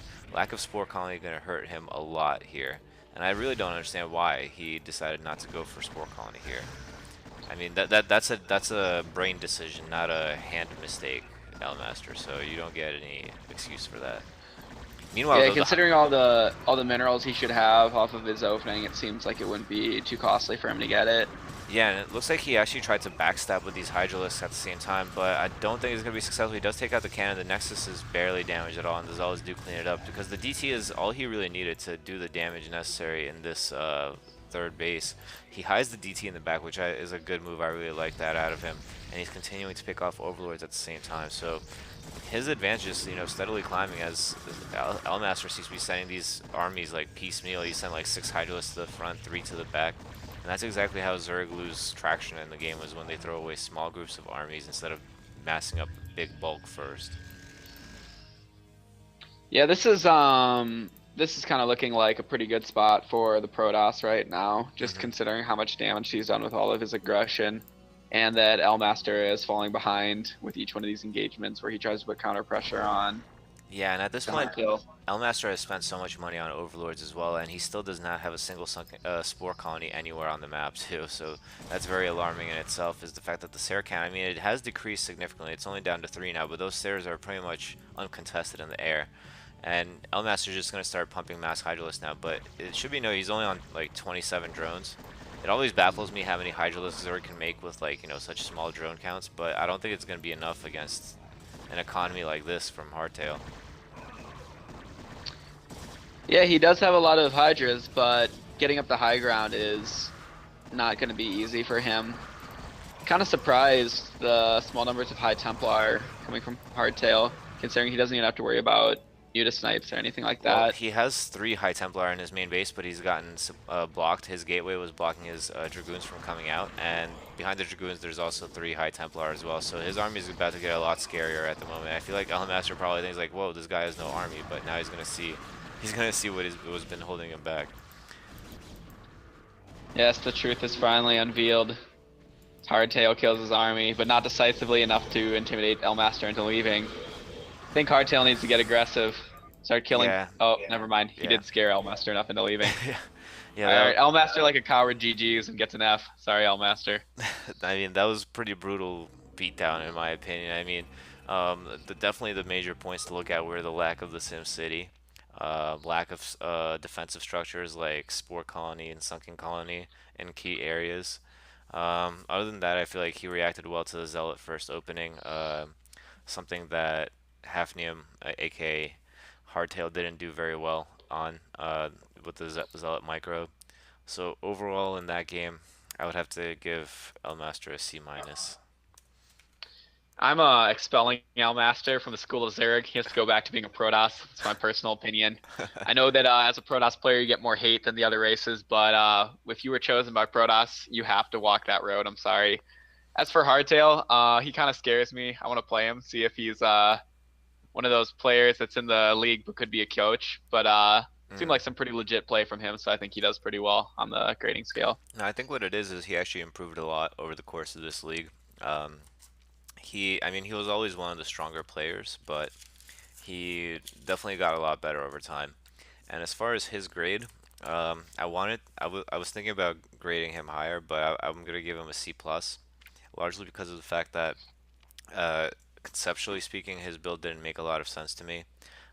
Like I said, going for 5 gates and a Nexus, like he could have probably gotten a Nexus off of 3 gates if he wanted to, or he could have gone for like 8 gate or 6 gate or 7 gate and busted Elmaster outright. I do like the fact that he used his DTs and his Corsairs, took advantage of Elmaster's lack of anti-air. Um, so overall, it was a good play, just lacking in certain areas like the Zealot micro. So that gives us the grades for that match. And now they're going to go to the rematch. We're going to find out where Elmaster sent them for the losers match. And it's going to be Fighting Spirit. Okay. Ooh, my favorite map of all time. Hmm. So who do we have matched up in this one? It's Elmaster and Hardtail game two. Oh, okay. So then we're just watching all the other ones and rematches after this. No. I just selected. I got recommendations from people, and Okay. or requests rather, and I- I just do whatever they tell me to. So is this all gonna be ZVP? Because this is like killing my soul, dude. no, I've it's played, dude. no. There's gonna be others. I think. I'm pretty sure. All I'm gonna right. have to check. Yeah, I know there's gonna be one TVZ at least. I think. So Ooh, we can look forward beautiful to that one. matchup. Yeah. So in the meantime, in the top right we have SGS Elmaster, the Blue Zerg. And in the bottom right, we have the brown Protoss, hard underscore tail, capital L. Yes. Who's a boss? Yeah, kill Elmaster. Hmm. Never mind. Okay. So yeah, Elmaster still recovering from his bike wound, trying to play the rematch. We'll see if within the first 5 minutes he types some excuses, or whether he just plays it out like a man. My bet's on he's gonna play it out at this point because he hasn't typed anything. I think he would have typed something by now, but maybe he's saving it for later. We'll see.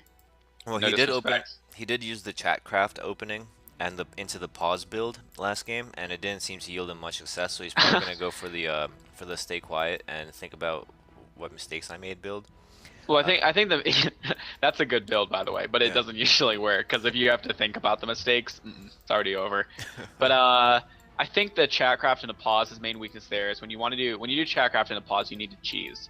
You Hmm. need to do a really quick early game cheese, or you're really giving up all the advantages of chatcraft and a pause. Because the whole advantage of chatcraft and a pause is you're mentally taking them out of the game for Yeah, at least a few minutes, like with your banter. absolutely. And one thing I want to note right off the bat from Hardtail here is that he definitely could have. I mean, now he's scouting exactly how I mentioned earlier. He did the scout at Pylon and then scout at Forge, which is fairly standard.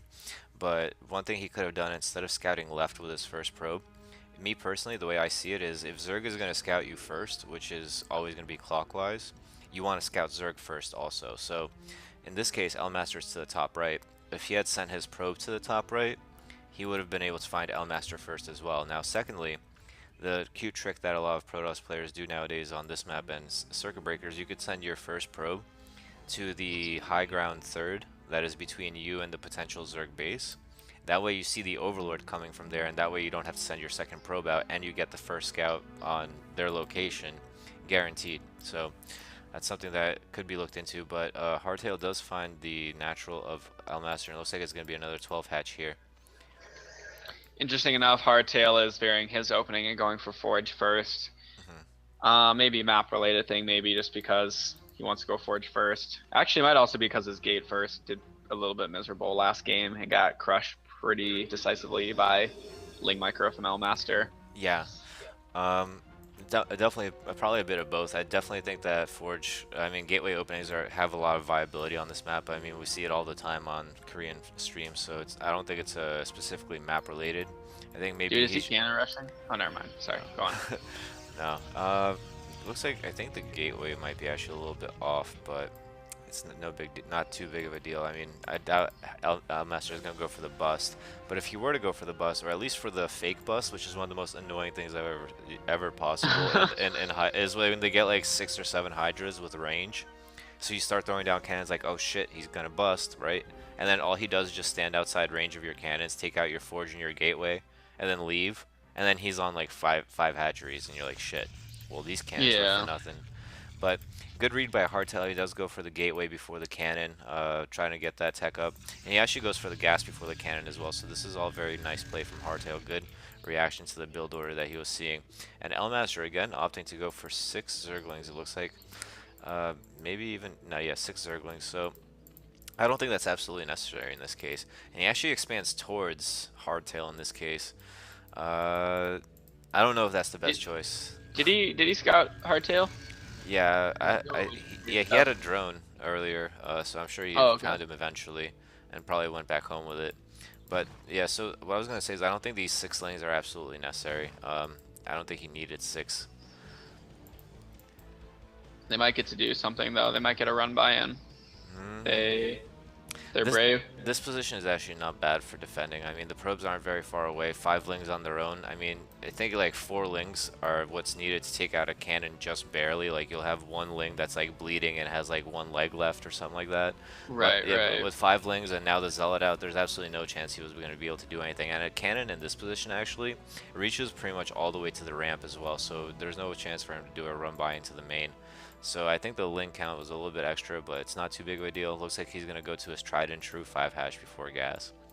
What do you think of this expansion? This expansion's really sketchy. With Yeah, I don't really agree with it. I mean, so in theory, because it wasn't gateway first, so he's not looking at any aggression that's too early, but it does make the job a whole lot easier for Protoss, you know, so. one thing I'm thinking a little bit about it that could be interesting is if he doesn't really want to go to lair, he can use slow overlords to hold off a DT and pressure with Hydra. Just because the amount of space he has to escort them Yeah, that's isn't true. quite as long. That might work, but That's true, I don't but know in the theory nuances he of should, it. yeah, he should be getting Sare. I mean, sorry, not Sare, Spore and Sunken anyway with this build. That's pretty much the reason why you're able to get away with that kind of stuff, like not getting your gas or any Overlord upgrades or any Hydralisks or any Spire for that long, is simply because of the fact that you can wall off and use Sunken Spore to defend against all that bullshit, which he didn't do last game. And speaking of walling off against all that bullshit, I don't think that this is a proper Sim City here at his third base. This hatchery placement makes kind of like little to no sense. I mean, I guess he could be thinking of putting his Sunkens right above this hatchery, but I don't know. I don't think that's tight. So we'll have to wait and see on that one. The placement in the main and the natural definitely a lot more standard, something that Snowfruit could pick up on. And out of Hardtail, we're actually seeing a three gateways, 4 gateways. So it looks like it's going to be a 4 gateway speed lot all in, which is I'm really liking this build from him. So it's gonna work, I think. And Seems like a Elmaster, pretty strong counter, yeah, considering that there's no air for him to worry about. yeah, and the Hydra's gonna be relatively late, and so are their upgrades. I believe they're gonna be completely unupgraded right now. And again, Elmaster, he's just putting down 1 creep colony just now, nothing in his main base. Um, Although honestly, I think at this point he should be a little bit suspicious about it being 4 Zealot, but then again, Hardtail is hiding most of the others, so good move from Hardtail here. This It, should probably be pretty hard for Elmaster to hold off once the zealot count starts to grow a little bit. Yeah, absolutely. And another thing to note, I mean, I think he's probably gonna wait for the +1, but that actually maybe waiting would be a mistake. What Elmaster needs to do is definitely throw down or find out that this is gonna happen to him right now, and then throw down a Sunken in both bases, and then he might be able to hold this using eggs, using drones. Alright, here comes the first initial attack.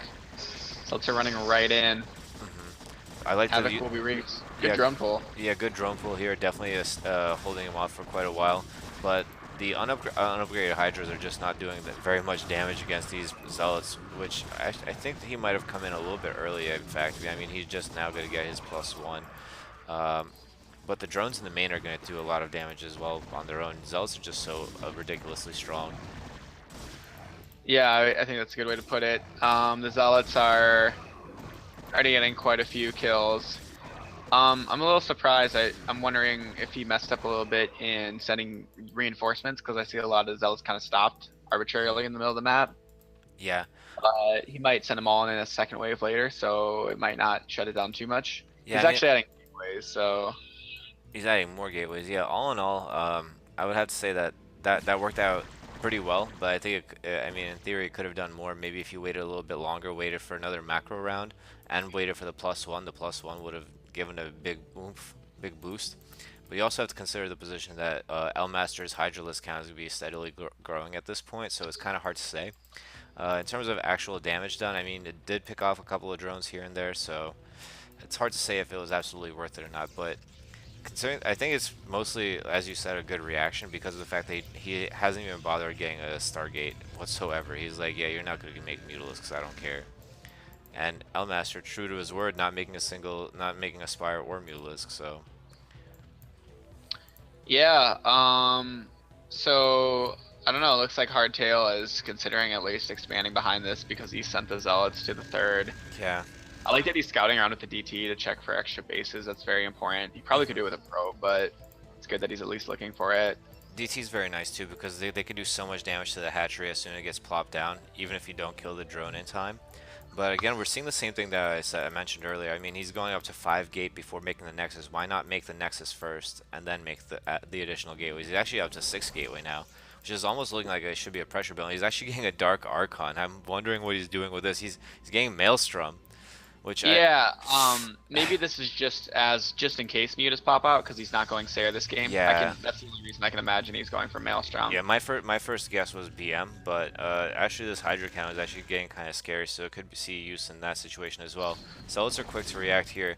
Without any Overlord here, this DT is going to be able to hold off, and now Storms. That was not a very good one. The Hydralisks run right by. He's gonna have to reinforce him as third if he wants any hope of holding this. Yeah, there's actually quite a decent amount of Hydralisks now. This is exactly what I was telling you about earlier, how they just come in with a huge amount, and one DT is not much of a deterrent. But almost Watch as the Overlord slowly creep over without Overlord speed. yeah. Just man. Oh, Here it comes. Oh, these storms. I don't know about these storms this game. yeah, I mean, Elmaster's been doing a good job of dodging them. I think he might have been over-microing against the Zealots a little bit too much. He's been, you know, like pulling back like 8 or 9 Hydralisks at a time when really you should be only pulling back the ones that are getting hurt. But this is actually doing a hell of a lot of damage right now. And ooh, this storm, that was a good storm. He didn't dodge, Elmaster didn't dodge at all. I mean, Elmaster is, at the same time though, he's, you know, he's not adding any drones in while he's doing this. He's at 26, and if this does get cleaned up, It's pretty all in. yeah. He needs to use his larva also from his third. Ooh, we got the Maelstrom hype. Good shit. But now we are out of storms. The macro, I mean, yeah, the macro kind of slipped there. I think it looks like he's going up to what, a total of 8 gate, which is kind of what I mentioned earlier. But this storm, not bad. I mean, actually, it wasn't the best either. Losing the Forge is going to be really painful for him, though. He's not going to be able to make cannons, but somehow he holds off because Zealots up with upgrades are really good. And I feel like at this point, Elmaster needs to back off. I mean, he probably can't do anything at this point now. Yeah, I feel like if he macroed that a little bit better, he might have been able to bust Hardtail because his one of his macro hatcheries at his third wasn't producing for probably quite a while. I'm not actually sure how long it hasn't been being used. He definitely had the money to use it. Yeah, it looks I'm a like. little concerned for him. Yeah, he has actually a lot of larvae at all his hatcheries now. If Yeah. he loses like any drones here too, I feel like I don't envy his spot even a little bit. Yeah. Like, not even a little bit. After how many hydras he made and how aggressive he was. Yeah, and the Zealots are really gonna run right into the main base actually, and there's quite a lot of Zealots here as well.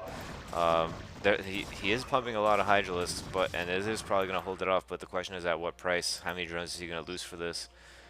And he's going straight for the pool. That's a terrible decision. I think he should just go straight for straight for Yeah, there's the no, there is not much upside in this attack. Yeah, yeah. he's losing his zealots for nothing right here by going for this pool. Yeah, I mean, layer's already up, so it's not going to slow down the tech from Zerg, and it's not like Elmaster is making any Zerglings to begin with, he's just making Hydralisks, so... But if anything, that did buy him time to get his third mostly set up. I still would have liked to see some Zealots and some High Templar there. And apparently this Gateway is a traitor. Yeah, I was about to say there's the Nat of Hardtail's base for watching a riveting fight between a cannon and a gateway. Cannon has the upper hand, being at Yeah, the gateway cannon attack. yeah. So now this pressure from Elmaster almost seems desperate at this point. I would have liked to see him maybe send the 12 Hydralisk down to the third. I think they could have easily picked off these two cannons and taken out the Nexus before the reinforcements could clean up, and that looks like it might be exactly what he's doing. But behind this, he's still not making any drones. He's still going pure Hydralisk, as even though the Hydralisk option is like the timing is over now. Like I you feel missed like your if he shot. kills this, oh, that Oh, storm is, oh, oh, that storm. that was brutal. He has to focus Yeah, that this was Nexus. unpleasant. That hurt me. Oh man. I feel like at this point, if Hardtail gets a nice little army together, oh god, the Maelstrom, gets a nice little army together, focuses on his micro, he can kill Elmaster with Yeah. a counterattack, but I don't know if, I don't know, there's weird things happening, like the ratio of like High Templar to non-High Templar is a little bit off. Yeah, he was Like, floating a lot of gas at one point. He's supply blocked now, and he's up to, yeah, 8 gate, which is exactly that bust number that I was telling you about. If you have 8 gateways, you go bust to Zerg, period. And considering the lack of yeah. static defense from Elmaster, because he doesn't have enough drones to make static defense, it could go really well for him, but Elmaster just keeps making Hydralisk after Hydralisk after Hydralisk, which I think is keeping Hardtail almost a little scared at this point after losing his third. Yeah, I'm thinking he doesn't really have a choice though to attack like you're saying though, so he just needs to focus really hard on the micro, not miss any production rounds, Yeah, he's been supply and blocked for try to quite keep some filling time. Zerg armies while he takes a base out. Yeah, he's been supply blocked for a while. Like at this point, like someone told me, I think it was like actually a decent player on Team Liquid was like, yo, once you get to like 100 supply with Protoss, just throw down like 10 pylons, like right off the jump, because you're gonna start filling it up really quickly. So him throwing down one pylon is not even gonna last him a macro round. I mean, he threw down a second one. He's gonna be able to get off one macro round, not even. He's gonna be able to get off 4 gateway. He's gonna be able to get a half of a macro round off. So if you think about it that way, you need to be adding 2 pylons every like I don't know, like 30 seconds or whatever it is. Yeah, So he's gonna need to be basically constantly building them. Another thing to note is like a lot of the time, obviously, as Protoss are taking bases, they're building a lot of pylons with the bases they're building to support any structures they're building there or walling. And when you're not taking bases because they're getting blown up or because you're 8 gating on 2 base, it's a lot of extra pylons that you need to make in your main, in your nat that you need to remember to tell your hands to do, yeah, basically. he's been perma-maxed this whole time. I mean, like because of the fact that he's had 2 units queued up at most of his gateways. So now only half of his gateways are producing, and even then he's gonna stay perma-maxed pretty much. And now we come see another engagement. Now Elmaster, I mean, he did add 10 drones somewhere in there, but I feel like it's too little too late. He's actually spending the drones on static defense. I mean, he has really no other option. He lost all of his army. And now, Hardtail's armor is getting scarier and scarier as yeah, it grows. it's triple the supply now. It's absolutely nuts. I'd just like to see him use it. I'd like to see him kill some stuff with it. Come on, Hardtail, let's see it. I'm appreciating this ×2 speed as we watch these High Templar slowly crawl across the map. Come on, Hardtail. No, don't attack that base. There's no one there. Yeah, Grade goes down. Come on, your DT saw that. All right, come on. Here we go. Oh, there's lurkers. God damn it.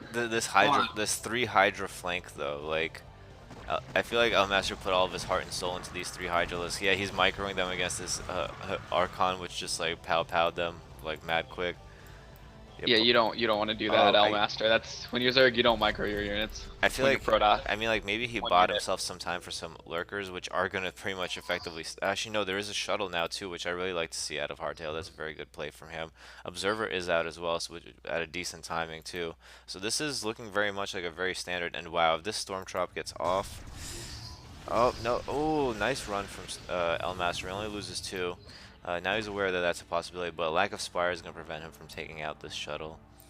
And You don't really need a storm drop in these spots, but I think he's just doing it because he doesn't want to risk losing by attacking attacking the Nat. So he's just kind of doing it because he doesn't really have anything else to do. And he's he, very far ahead. I mean, yeah, it's possible. And he is doing the right choice here. I mean, you have really two options. Either you bust, as what he should have done like a long time ago, off of 8 gateways, or you double expand, which is what it looks like he's doing, and using the army as a stopgap to prevent the Zerg from coming out. Elmaster is just gonna sit He scared. mined his Nat out before his main, which is kind of weird. I don't know Uh, how that ended up happening. Don't see that very often. I think the Nat has one less mineral at it, so Oh, I guess if they expand that quick, yeah. shouldn't And it still not happen? uh, I don't know, no, whatever. no, that happens to Um, me sometimes too. I mean, they should finish at roughly the same time. I mean, especially if you're on 2 base 8 gate for so long. I feel like mhm. Hardtail, I mean, he has a really good army. I mean, with the amount of High Templar and Dragoons he could definitely be taking out these lurkers, or at least pressuring Elmaster a little bit. Instead, he's just really not doing much of anything. He's just kind of camping out here. And Elmaster sends 3 drones out. He's like, yo, at least one of these will make a base. You know, as boring as this is to watch, like, I totally support Hardtail's decision making here. Because, like, he is only. He can only lose by attacking at this point. You know what I mean? Like, he's Yeah, gonna win if he does what he's doing. yeah, that So he is might as true. well hungry box it and grab ledge for as long as possible. That is true. But I also feel like it kind of betrays the fact that he's not comfortable busting, which I mean, I understand a lot of Protoss players aren't comfortable busting, but this is like, a learning league. I would want to see him at least attempt it, show some cohesive thought about doing it. And like, he kind of just 1A, 2A, 3A with his zealots and dragoons and everything at those hydralisks. It's kind of a throwback to Evil Eye versus Snowfruit, where he just kind of 1A, 2A, 3A his army into the lurkers over and over and over again. You have to. This is your opportunity to learn how to bust defensive Zerg by using the Dragoons with the Obs and the Templar and keeping the Zealots back to prevent any flanks. Now he's just kind of running around with his army all over the map for absolutely no reason. This is making me rage. I'm pretty sure he caught sight of the drone that was out, that snuck out. And I'm pretty sure because he caught sight of the drone, he decided to send his Uh, entire army. no, there's a lurker, one lurker that he Oh, caught. it's a lurker. Yeah. Okay, never mind. I thought he saw the drone. And now Elmaster's going to use this opportunity to use his 12 Hydralisks Dude, and check out how much micro El Master's about to lay down with these 12 Hydras, though. Like, none are gonna die, dude. Like, check this out. Oh, I was so. Okay, they just. Oh, never mind. One died. See now, like Elmaster understands it's a learning league. Like you practice your Hydra micro, even if you can't win, then you recommend your rep, and then we watch the Hydra micro. Well, the thing is that he doesn't want to cast his own replays, and he cast the rest of the replays for the entire league. So I think that's what the mentality was. Oh, poor El. He just had to have me be on the goddamn set when he's doing it. I know this guy. I gotta be ruthless to him.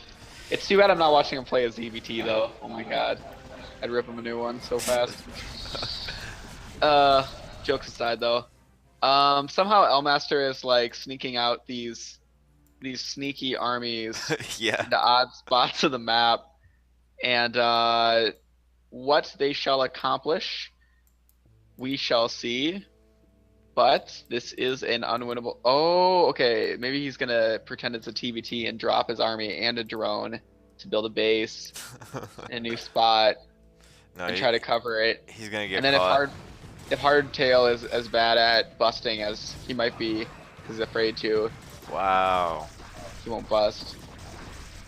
Okay, how does Maelstrom work against Burrow? Does it stop them if you Maelstrom while they're in the animation?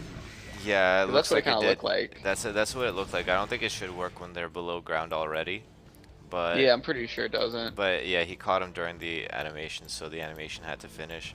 But yeah, this is now just Hardtail running around having a good time. I mean, there's nothing Elmaster I feel like can really do. I mean, Like, this is why they made scouts. Like, people say it's a useless unit, but this is like the scenario for them. no, Like, I'm just saying, like, this is why they made arbiters, so you can just recall in his actually, main and not deal with all this bullshit. that's true. This would actually end because of arbiters if arbiters were used. Yeah, Watch he's them not like have mining a gas though, so I mean, I guess he is mining gas, but not a lot. Now he's. Should we finish this? I mean, I feel like Well, let's see how it can ends only at end one least. way. I don't think we can add much about this. I mean, Elmaster is getting a scary amount of cracklings, but it does look like Hardtail is really just not gonna do anything. I mean, all right. So again, look, this is how it's gonna happen. He's gonna be bad at busting. He's gonna lose 2 Archons, 12 Zealots, and I mean, Actually, so far his bust is actually pretty decent, right? no, he lost way too many Zealots for no reason. And look at this Oh, did he counter. lose those? Yeah, Zealots and his Archons, but these Reavers are in a good position. This is exactly how you want to defend your fourth base or third base or whatever. These Zerglings didn't do anything. So, yeah, if you look at this, he's just bleeding units at the front right now. He lost 40 supply for pretty much no ground gained. Like, he gained maybe like 2 inches on my screen. And there's more lurkers to back it up. Like, you need to put your Dragoons. Yeah, he's gonna see, now he's moving up with the Dragoons. He's gonna keep the Zealots behind. That's closer to the truth here. Closer to the truth. Elmaster, what are you doing to us? Why are you playing this? Ugh. See, this is why I never attack when I get in these situations where I know if I just camp, I win. 'Cause I hate this kind of loss. Yeah, but I will this. wait an hour for someone to leave. I'm not even kidding, dude. TVT does things to your brains when you play enough of it. That's true. That's all I'll say. Yeah, so now Elmaster has a little bit of breathing room to actually get out on the map. It looks like he's thinking about taking his 4th, 5th, and 6th here, which, I mean, dude, I mean, Hardtail is effectively throwing at this. I mean, like, he still has, I would say, like a 95% chance of winning, but he's trying to throw. Yeah, I see a throw right here. I mean, he has Mad Reaver. He's not even trying to do any harassment anymore. I mean, he did do a couple Storm Draws, but he has Reavers now. He's not using them with his army. They're just for defense. I feel like he's so scared of losing that he's not, he's not trying to win anymore. I mean, the main thing though that I'm seeing is like Elmaster has like what 200 minerals and he hasn't even built his command or his hatchery yet, and then he's gonna mine out. So he's not gonna be able to reinforce armies, even if Hardtail like has a trade that's horrible for Hardtail. It's still gonna be really like good for Hardtail. Like at this point, this is just looking bleak. Oh, Shuttle, please don't. Oh my God, Shuttle, why? Oh, that hurt. Oh, and all the obs too. He stormed all the obs as well. All the obs died. Oh no, there's still one. He can still do this, but there's a shit ton of lurkers still here. I mean, if we're talking about this in pure just practicing busting versus practicing setting up, I am kind of digging how Elmester spreads these lurkers. Yeah, Has these definitely. lings running in and out. Yeah, It's pretty sniping annoying to Templar. fight. Yeah, he's doing a good job here. And again, look, he runs in with the Zealots and the Archons first, and look how many, like, he did manage to pick off those two because they already got stormed, but this is not how you want to do it. Elmaster does have a little bit, maybe too much spread. He has 3 lurkers off being useless out here. But really, like, Hardtail has just kind of asked for this situation to happen. I mean, there's Defilers out now. Yeah. Lurkers moved up. But yeah, Elmaster's on 0 money now. He mined out all of his bases. GG, yo. Yep. Uh, Well, good job. I give both you guys Fs. Sorry. Both fail. but at the same time, I mean, you said it yourself. You agree with the mentality that Hardtail had, you know?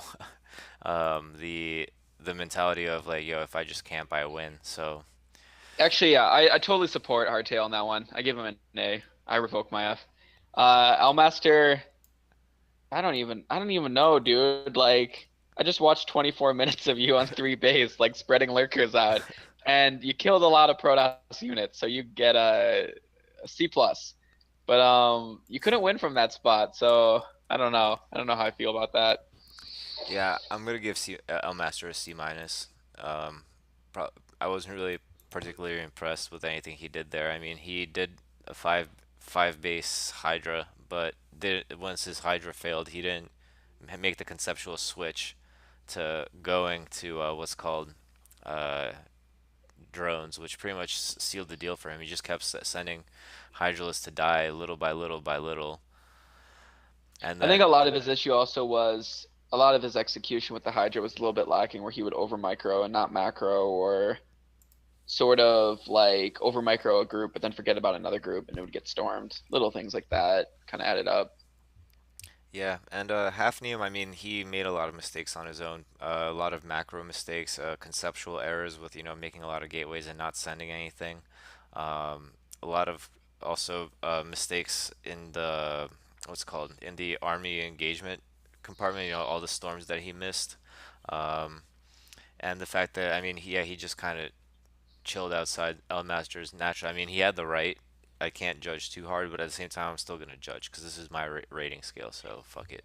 Right, right. Yeah. Yeah, good point. I support you, bro. It's all good. True. All right. So next we're gonna go into game three of Kicks versus Fat Reaver. It's gonna be a TVP, and yes, I'm gonna host it right now. So Kicks also one of the stronger players in the league. Definitely. Like most low-level Terrans, he struggles in the TVP matchup, I feel. Yeah, that's inaccurate. Yeah, go on. Yeah. He always opens with like he favors strongly the siege tank or siege expand into starport builds, and I've been In recent in in TVP? yeah to get fast dropship. Like he's a fantasy fan, so he goes for like Oh, the he's one of those Terrans. Okay. yeah. All right. Yeah, I know what you're talking about. But I've been forcing him to play more with FD and stuff, so we're gonna see what he chooses to go for here. But this is game three, so basically I think he lost game one, then he won game two. And now this is Fat Reaver's choice of game three on Circuit Breaker. All right. Well, thank you, Fat Reaver, for recommending this game. So let's get right to it. So is this, correct me if I'm right, I'm not even going to reveal the map. Is this Circuit Breaker? Yeah, I already told you. Oh, I'm an idiot. Okay, Yeah. well, in the top right, we have spawning as the white Terran INS Kicks. Yep, and in the bottom left we have the purple Protoss Fat Reaver, and I believe this game was actually recommended by Kix. I think he recommended two of his games, but we don't have time for all that, so I picked one of them. I figured the third one would be more epic. Actually, no, I think I told him to specify which one. So we talk about this pretty much every time, but what are your thoughts on this map in this matchup with these spawns? Well, I'm a weird Terran because I actually really like cross spawns versus Protoss, even though most Terran think it's not good for Terran. I've always actually been kind of comfortable in cross spawns versus TOS. But in terms of like Circuit Breaker, I think Circuit Breaker is a little bit of an annoying map to learn as a Terran because I feel like a lot of Terrans, when they're trying to learn how to be like a late game Terran and not just a timing push Terran, because I think a lot of Terrans start off like watching the stylish 5-fact Hmm. VOD and they're timing push Terrans for a bit till they meet Protoss who don't die to it anymore. You end up like, playing the FS like quick 3 gas style and using that to build a maxed army, Hmm. and playing a map where you have a mineral only, as well as a third that's kind of like a little bit weird to take against tosses that like to play aggressive like third busts. Yeah. I think it can be kind of tough, like when you're learning as Terran, Hmm. Circuit Breaker, and then Cross. I think is just hard for. It's supposed to be hard for Terran in general, just because of how much of a pain it is to your Push um, across. Yeah. get your push across. Yeah, though I don't think it's that bad because you can push the expansions as they're coming up and focus on that as opposed to pushing the main. Because when you think about it, like pushing the main is like, you don't even usually want to go into the main because it takes so long to kill it. It's pretty Yeah. rare that you do. So That's I true. don't think it's the worst thing, but I don't know. This map plays out kind of weird. Like when you see a lot of the Koreans play it, I found their styles a lot harder to replicate than the styles Koreans tend to play FS. So I feel like I don't like this map the most for TVP. Yeah, I've noticed that we've seen Flash do stuff like one fac for command center on this map. Yeah, Being super. totally ridiculous stuff. Yeah, Yeah. just to get that third gas up. You know what I mean? Which is a style that I don't think would come naturally to a player that is at the DC, even maybe B ranks. It's difficult to pull that style off, and it's very situational. So if you just decide at the beginning of the game, I'm gonna go for one fac 4 CC, you're bound to have a bad time if the Protoss scouts you in any shape or form. But in the meantime, we do have SCVs pulled from the gas, so it's not going to be any super aggressive, super duper stupid 2-fac, something like that. It's probably going to be either a siege expand or an FD.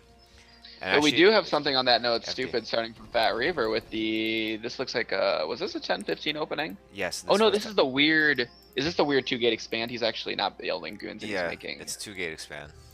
okay. And this So build, weird build. I yeah, haven't no, seen this. The good thing about this build is that you get like you get your dragoons in multiples of 2, so you actually are better suited against builds like strong FD and 2-fac, I believe. But the only issue is that you get your obs later, so you don't get to scout what the Terran follow-up is. So I've seen Terrans that go 2-fac into 2 base 6-fac. Like that's really annoying for me, especially if Yeah. I have to cut, my robotics for so long, so I don't find out until the factory's already up. But it looks like it is going to be FD. We have 5 Marines out, and the command center started in the natural. I like this move from Kix. Makes sense. Don't need to float it or anything like that. And he's waiting for the siege tank to start moving out onto the map. But on the other hand, though, I don't know if he needed to go FD or make that many Marines even, because cross map, it's not like he's going to make much offensive progress with FD. What do you think? Well, I think he might have made extra Marines because he was a little scared of goon pressure. Hmm. But because like sometimes when you siege expand, for example, and they do like a 2-gate opening, you make extra Marines than you would otherwise, even though you're getting siege mode. I don't like FD in general against these kinds of builds. Yeah, he's getting siege mode actually. Did he get mines already? I don't think mines could have been done. No, he didn't get mines. Yeah, he skipped and went right to siege. So he's going for like a weird siege expand with a lot of extra Marines. By the way, just side note, do you know the counter to Fat Reaver's opening? Like the hard counter? No, what is it? You build an eBay before they put their Nexus down, like in Oh. their. That's why they stopped doing it, because they were doing it for a bit, and then I saw a few games in a row where Terran started building eBays before the Nexus went down, Oh, damn. and then 21 Nexus showed up like right after and Ah, replaced it. well, But yeah, so if you see a Protoss doing this against you, just build an eBay, like when the probe is there. So and you know he's making a Nexus, just start an eBay, and then they like rage because they have to wait for 2 goons to pop before they can mhm. even kill it and take the natural. Yeah, I mean, but still, 2-gate goon is still an opening. It's like a really safe opening, but it's still an opening. It's not like it's absolutely terrible for you. I mean, it's definitely not as economical as Siege Expander FD, but yeah. I think it's a pretty good advantage though for Terran, like in the opening, because Terran can still expand like Siege expand, and they're Mhm. gonna have a very fast command center timing. Alright, You're so gonna have these extra goons that are not helping you too much. we do see Kicks going for that starport. We're probably gonna see some drop play here. It's gonna depend on how early Fat Reaver sniffs this out, I think. I mean, his robotics is up, first obs is on the way. It's probably if he sends it straight to the main of Kicks, he'll probably catch the. Yeah, he might catch the dropship as it's coming out. If he doesn't catch it at all, it might be damaging to him. This is a pretty good opening for what Kix could want with his build, considering the Fat Reaver double expanded. Hmm. A lot of Protosses like to double expand versus Siege expand, and it's kind of hard to punish off of Siege expand opening, but dropship is a pretty good follow up, just Ooh, because it does allow you to. ooh, that pylon. That pylon It's wall was right on pretty time. pretty incredible timing, Yeah. huh? This dude's got some interesting skills. The goons up there, and then the pylons just on time. I don't know if I like this pylon wall. I think it's kind of a bad idea, but seems to be serving its purpose at the moment. Actually, considering he's taking a fourth obscenely fast before even scouting his opponent, Yeah. should work out pretty well. This is like crazy cheesy play by Fat Reaver Yeah. though, taking a fourth I, this fast. yeah, definitely. I mean, he is Peruvian, so that is always in the books. But He's this is, Peruvian? yeah, but this is Okay. the economic Peruvian cheese, which is very rare. I mean, if you compare the different kinds of Peruvian cheese, I mean, there's American cheddar and then there's Gruyere. I mean, this is the like I don't know Yeah. this is the rarest This of is the rare. the kind of shit that gets aged with like ancient Italian wines, Yeah. in some dark cellar that Hitler's body is stored in Peru somewhere. But yeah, I don't know. I haven't seen like when I think of Peruvian cheese, I think of DTs. Yeah. So it's very weird to see, or I think of they canceled the TTs and went speed zealots, which Mhm. is like the stupidest build that anyone ever came up with. But every once in a while on a blue moon, oh my god, I hate that build. It's so But fun, dude. It's so fun. oh god, one makes me rage. But yeah, okay. So dropships coming in, early harass. Good reaction. Um, yeah, good reaction. Might get shut down kind of He quickly. still lay mines ASAP. I think he looked away at a critical time here. I think he couldn't afford to leave those vultures not doing shit. I think the spot that Kix originally came in from, pretty smart on this map, considering that he could immediately drop behind the minerals Hmm. and then mine the ramp and run to the main.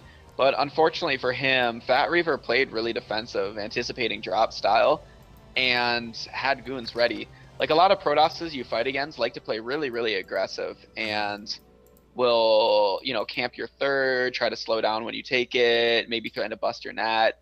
If you don't position your units perfect, it's especially common if you fight like Korean Protosses. Yeah. But like, nah, Fat Reaver's playing very defensive, and he stopped, kicks his harass very handedly. Yeah, the one thing that I didn't like about that is that, for someone who is definitely a fantasy fanboy, he really didn't do much vulture micro to write home about. After he dropped the vultures, they didn't do anything, just kind of sat there and took some shots. Then when he ran to the mineral line, he laid one mine, and then he got trapped by probes behind the mineral line. He didn't try to like circumvent the probes or like run around and snipe more probes. He just kind of dropped it off and it's like, here's a drop. I did a drop. That's it. I mean, I did a drop. This should handle itself quite yeah, I mean, nicely. he did take his third My work behind it, here is done. which is I think is a good move here. I mean, if Fat Reaver did delay his fourth, we thought he was gonna get it much earlier, but he does get it now. So overall, I think that the positions are kind of similar, kind of fair. This Vulture run by not really succeeding very well. The good Dragoon micro, but now he actually gets through quite a lot of them. And oh, I feel like he would have had better chances of just taking out probes at the third than doing this. Yeah, I was actually like looking at Fat Reaver's Nexuses because I was noticing that his probe count was a lot higher than I thought, and I'm pretty sure he hasn't made a probe in about 2 minutes. Okay, he Mhm. just started making them, and I think that's actually one of the reasons that these situations are as even as they have. Is Kix has actually been doing a pretty good job this whole time macroing out of both of his command centers. Mhm. And, once he transfers SCV, starts his fourth up, he's actually economically in a spot that's not too terrible, even considering how crazy cheesy Eco Fat Reaver's been playing this game up to this point. Yeah, I feel like honestly at this point, I mean, considering all the map control that Kix has with the mines all over the map, I would feel pretty safe taking my fourth base, and it seems like that's exactly what Kix is doing. He's sending the SCV out to get that third gas right now, and I think he has no other choice, also considering the fact that, yeah, he does really need the third gas, and he decided to get both armories, which means he's going to have to, pay for the starport, the science facility, any drop ships that he makes, and any more factories he makes, as well as tanks. yeah, It's he just has. so gas expensive to get upgrades like this. Yeah, this is kind of a risky move by him. He loads up four tanks and two of his dropships, so ooh, a little bit of missending of the vultures here. He's got all these vultures trapped over here. I feel like I understand what he's doing. This drop could actually do a lot of damage, but if he gets countered at this timing, it's gonna hurt him bad. There's a lot of Yeah, dragoons out. the drop, the way he's doing it, is a very classic move, especially on like Fighting Spirit, to drop the fourth and have the vulture mines protect it. Hmm. He didn't bring vultures, unfortunately, to escort and help cover this drop, so it Yeah. might get cleaned up before it gets to kill the Nexus, No, which would be pretty I unfortunate. think he's gonna be able to do it. It doesn't take Fortunately for that. him, Fat Reaver got upset about this drop and decided to send his entire army back to stop it as opposed to just the Yeah. zealots that were available. Yeah, he's definitely killing this Nexus, you're right. Yeah, four siege tanks is nothing to laugh about. I'm not sure if it's really worth it though, because if you think about a Fat Reaver with 50 probes on three bases, that's still, technically a little bit undersaturated if we're looking at ideal saturation. So I don't think it hurt him all that bad to lose that Nexus. I mean, exchanging four siege tanks for one Nexus is kind of steep. That's 400 gas, 600 minerals for one Nexus that is, relatively cheap and doesn't look like it's that necessary for Fat Reaver. To be fair, there's no way Kix would really know that Fat Reaver would be undersaturated though. Yeah, So but I think ultimately, in general, these yeah, kinds of drops, the later ones, as the game progresses, usually they're pretty good trades taking out a Nexus.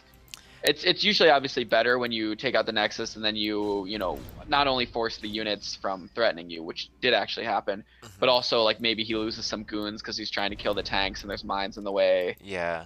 other things like that. I think if he ran in vultures with the drop, it could have done a lot more damage to the army Yeah, of as course. well. But the pylons were in the way. That was the major issue. I think the pylons from earlier definitely held them back. And now the dragoons are going to try to walk out through where the pylons were. But the real reason why I think that it wasn't the best of choices because 400 gas to be sacrificed when you're only on two gas is still, it's a pretty big expenditure. That explains why his whole composition now is like 90% vulture against the composition that is 90% dragoon. It seems like, well, until the recent addition of these zealots here.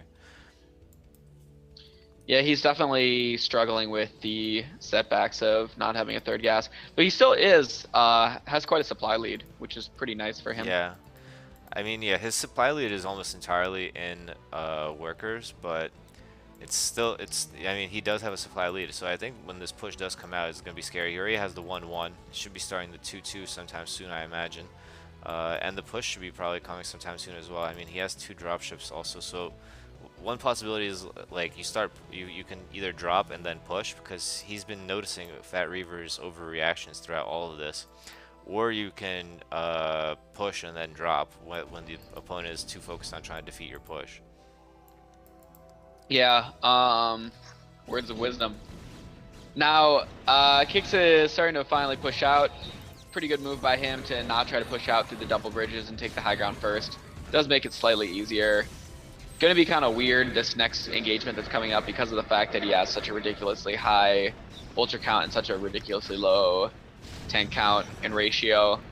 It's gonna make these battles kind of strange, though. It looks like Fat Reaver's kind of suiciding. Oh, those zealots were great. Yeah, the vultures were not protecting the siege tanks, so those zealots running in actually did all the work that they pretty much needed to here, and that's going to help clean up. That's pretty much going to clean up all of Kix's army here. And now suddenly the supply difference is completely gone in the opposite direction. That's what happens when you leave your tanks unprotected. Yeah, when they're running in their zealots like that, you have to ASAP have your tanks target fire goons, or otherwise you're gonna blow yourself up really fast. Yeah. And then you have to get your vultures as fast as you can to the tanks, close to the tanks, so they don't shoot dragoons and they kill the zealots. Otherwise, the zealots just aren't gonna die quick enough, and all your tanks are gonna blow each other up. Yeah. But it's way easier said than done. This is probably, I think, the #1 reason that actually Terrans struggle against Protoss at low levels isn't just DT drops, but it's actually just pushing with a big army. Agreed. Like, No, it just takes a long time. Yeah. Yeah, so in that case, I think really like there was really no excuse to not have your siege tanks protected there. I think maybe I can't imagine that Kix was unaware that zealots would be a part of the equation. I mean, he had like what, like 30 vultures, and they weren't protecting the siege tanks at any point. They were just kind of two separate clumps. Like vultures go over here, siege tanks go over there. He could have just left 12 vultures on hold position. You know, one of the misconceptions that I personally had before I started playing a little bit of Terran is that you have to be extremely, like, you know, active with your vultures during an engage, like laying mines and microing and all that shit. But the truth is, all the vultures need to do is protect the siege tank. That's it. Like, laying any mines during the engage is usually not going to help you as much as just defending your siege tanks, and that's it. Yeah, the mines they're helpful, but ultimately, if you're laying mines and then they run in, yeah, and then you're like trying to you're scrambling to get your vultures back while your mines are unburrowing under them and it's glitching it out, it can be a really hard fight to win. So, yeah. But in the wake of that, Kix does pick off some more probes in the third base of Fat Reaver. So Fat Reaver again is dropping to 45 probe count, those Peruvian probe numbers, whereas Kix is, you know, still at 60. He's at 63 SCVs of his own, which is not a bad number at all. He probably needs to be putting the third SCV back on. Yeah, he puts the 3 SCVs on gas now. Did mine about 80, made about 10 trips alone, but now this push coming from Protoss, I mean, there's no wall at this fourth, so losing this fourth would be actually like absolutely devastating, I think, for him right now. Siege tanks are making their way over there, but they are unsupported, and there's, as I said, no wall. It's gonna be very difficult to hold this. yeah, this I was gonna say Kix is in a spot that he could very much still win from, especially if Fat Reaver engages this really ugly. Which he's kind of doing right now, but the yeah. vulture support would have been really nice here. Vulture support would have completely shut this down. Now he's going to end up losing tanks for this, and the question is just how many tanks is he going to lose? The thing is, if he just target fires the goons with his tanks during each of these engagements, they'll go a lot better. He still won that one-handedly, but it's a very important thing to do as Terran in skirmishes, or otherwise you can just lose so hard. Yeah, he lost like 6 tanks for that though, again, and as I mentioned before, I mean, he just now got on officially fully running on 3 gases, so losing any tanks is terrible, but he's back from more harassment now. He's taking out more probes here. I'm liking this continuous harassment from the C ranks, I mean the CPL, like, #1 fanboy of fantasy. Would be nice if he was using his dropships too, because there's definitely an opening where he could really mess with the Fat Reaver's fifth. I mean, yeah. I don't know. This situation looks pretty good for Kix. Like he could still very easily come back in it, just considering he's floating a ton of money.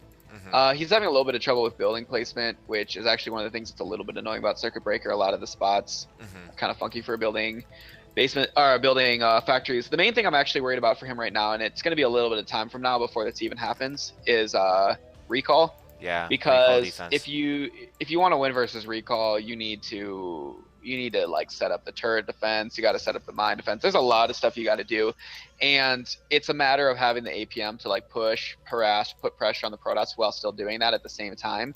Hmm. And I don't see a lot of effort being put in so far by Kicks on setting anything up to hold off recalls. Yeah, see, I've noticed this about Kick's play. Sometimes he does like a really good arbiter defense, and then sometimes he just does none. So it's like for him, it's like 0 or 100. You know what I mean? All or Yeah, I know. nothing. I've been exactly there as a Terran too. Like I know that spot very well because some games it's like, especially if you're a harass oriented Terran, it's even worse. Because if you're a harass oriented Terran, you're spending so much effort during the mid game, like trying to snipe probes during transfers or do drops, things like that. That to spend the extra time to build all these turrets and like lay mines, especially considering that a lot of the time the recall is still going to get off just because of like the weird recall lag or that they'll send in like an extra arbiter. Hmm. It's just a pain. So like a lot of the time, Terrans like this, they'll kind of like either guess whether the Protoss is going to recall, or sometimes like if it's like a practice partner, some games they'll just do the recall defense. You know what I mean? And then once the Protoss is conditioned off recalling them, they'll you know they'll stop doing the recall defense, right? Yeah. And then they'll be able to focus on the harass more. I do like what you said earlier about using these dropships at the same time. Like one of the things that I've noticed about especially low level play is that when you try to tax the other person's APM, it's usually the aggressor that comes out on top. So even if he did do the like his trademark like unload the vultures and then not really micro them very much, if he did that in two different places at once, one of those groups of vultures is bound to kill a lot of probes. Period. I think you're right about that. I could see one of those groups easily clearing out a whole section of Mineral. mineral patches worth of probes. Exactly. So you and the thing is, you can more or less pre-program that. You don't have to be absolutely present for both of those. You can send one dropship to unload in one place, another dropship to unload in another place, and then you can micro your vultures somewhere else. So that pretty much creates a three-prong attack that the Protoss suddenly gets smacked in the face with, scrambling trying to find out where it can safely run its probes to. But now we have Engage coming up. Tanks did move a little bit further forward, do get stasis, and more stasis on the way. But this, This is a pretty terrible engagement by Frat River. You never yeah, want to run it when the tanks are already sieged, almost absolutely. ever. You gotta wait till the tank's on siege and move. Otherwise, you should either be clearing mines around the map or threatening a backstab or doing things to try to move the tanks around yourself, almost like it's a ZVP. Yeah, I If the agree. tank's already set up, you're just throwing your army away. Absolutely. I mean, he did notice he caught the timing when there was like maybe 4 or 5 siege tanks unsieged, but he didn't really have a good angle of attack there, and he was also at a lower supply than Kix. Kix, meanwhile, his 2-2 is incredibly late now at this point. He's delayed it by a lot.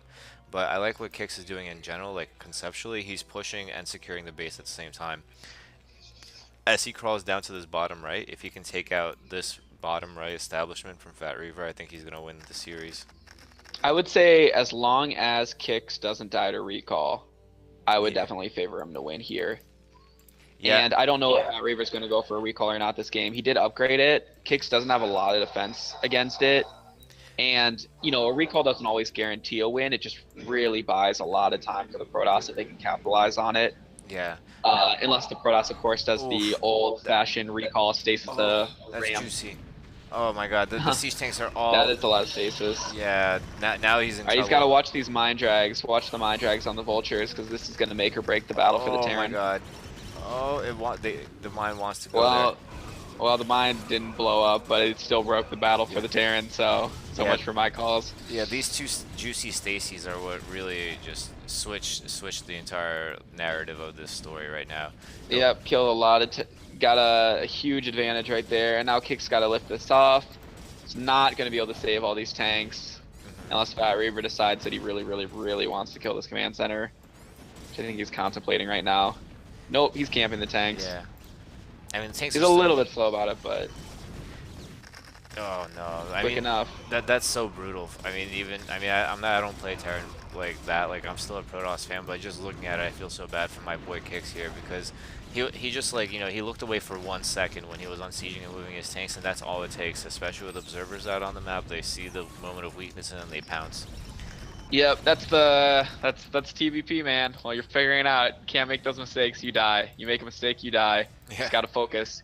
You need to play good practice partners who can capitalize on them every time. You need to get real good at playing fast and focusing. on your army movements. Absolutely. And earlier you mentioned about the recall defense. If you look at his fourth, he has a decent, arc of turrets. He has mines there, but the main and the natural, they're all completely barren. Like a recall on top of the factories would be devastating for kicks right now. There's absolutely zero defense, and the observer is there. No, he sees all. He knows. The funny thing about this position too is that defending the main and the nat on circuit breaker is actually pretty easy. Here comes the Recall. recall. Yep.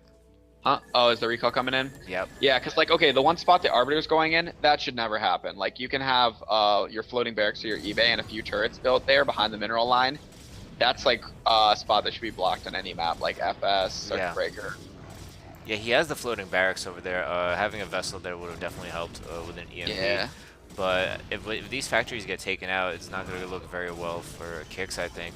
Um, I mean, he's not probably going to take out all of them, but still, I mean, Kicks has been struggling to produce at an adequate rate out of the 8 factories because of space. I mean, losing those factories is going to hurt him a lot here, and we see that the supply difference is officially switched over to be in favor of Fat Reaver. Yeah, I'm pretty sure from here, it's basically over. I don't think Kicks can win from here. I mean, he's going to clear out this recall fine. I mean, I guess, I keep calling it one way and then ends up being the other way. There's no way to know that Fat Reaver is not going to do some engagements that are a little bit sketchy and then not really expand for a bit, and then Kicks gets back in. Like, Fat Reaver just got to stay on top of this good spot. Like, expand as he plays, and then just kind of not let Terran really get a real army together and push out at any point. Yeah, I feel like Keep recalling if you really want to end it. yeah, I feel like Kicks had the opportunity here to, instead of investing all of this army and holding off that recall, like after the recall turned into like 2 or 3 dragoons, he had the option of pushing to the bottom right. I think the army there is very zealot heavy, whereas Kicks is very vulture heavy. I think he could have definitely pulled it off and at least had a chance of doing some damage, or at least being proactive with the vultures on the map, laying mines against this is very zealot heavy army. I mean, there's 37 zealots out on the map right now. That's absolutely absurd. Yeah, super high zealot counts, by the way, Protoss players, way harder to deal with than high dragoon counts, I promise you. Not fun to fight in big engagements. No, but I mean, when you have a ratio of like 40 zealots to 10 dragoons, that's also not the way you want to go. I mean, the zealots, yeah, they might be hard to deal with when they're facing against inferior numbers, but they actually melt a lot faster too, and they move around. It's much riskier to move around with them because they can't defuse mines. So I mean, each element of it has its drawbacks, I think. Yeah, I think that's a fair point. They definitely do. All I'll say is I've definitely lost way more games to high zealot numbers than dragoon numbers. Because if those zealots get in, oh my god, the Terran army dies so fast. Like, so fast. Yeah, but in this case, as I mentioned before, Kix has an incredibly high vulture count, so making pure zealot, I think, is a mistake here. Dragoons are better against high vulture count armies and vice versa, so... That EMP is going to get him some mileage. Oh, he only got one of the arbiters. This is another one. Yeah, there's See, actually like, 2. It's time to go for another recall. Look at this. No reason to engage. He has 4 arbiters, yeah. Just recall the main again.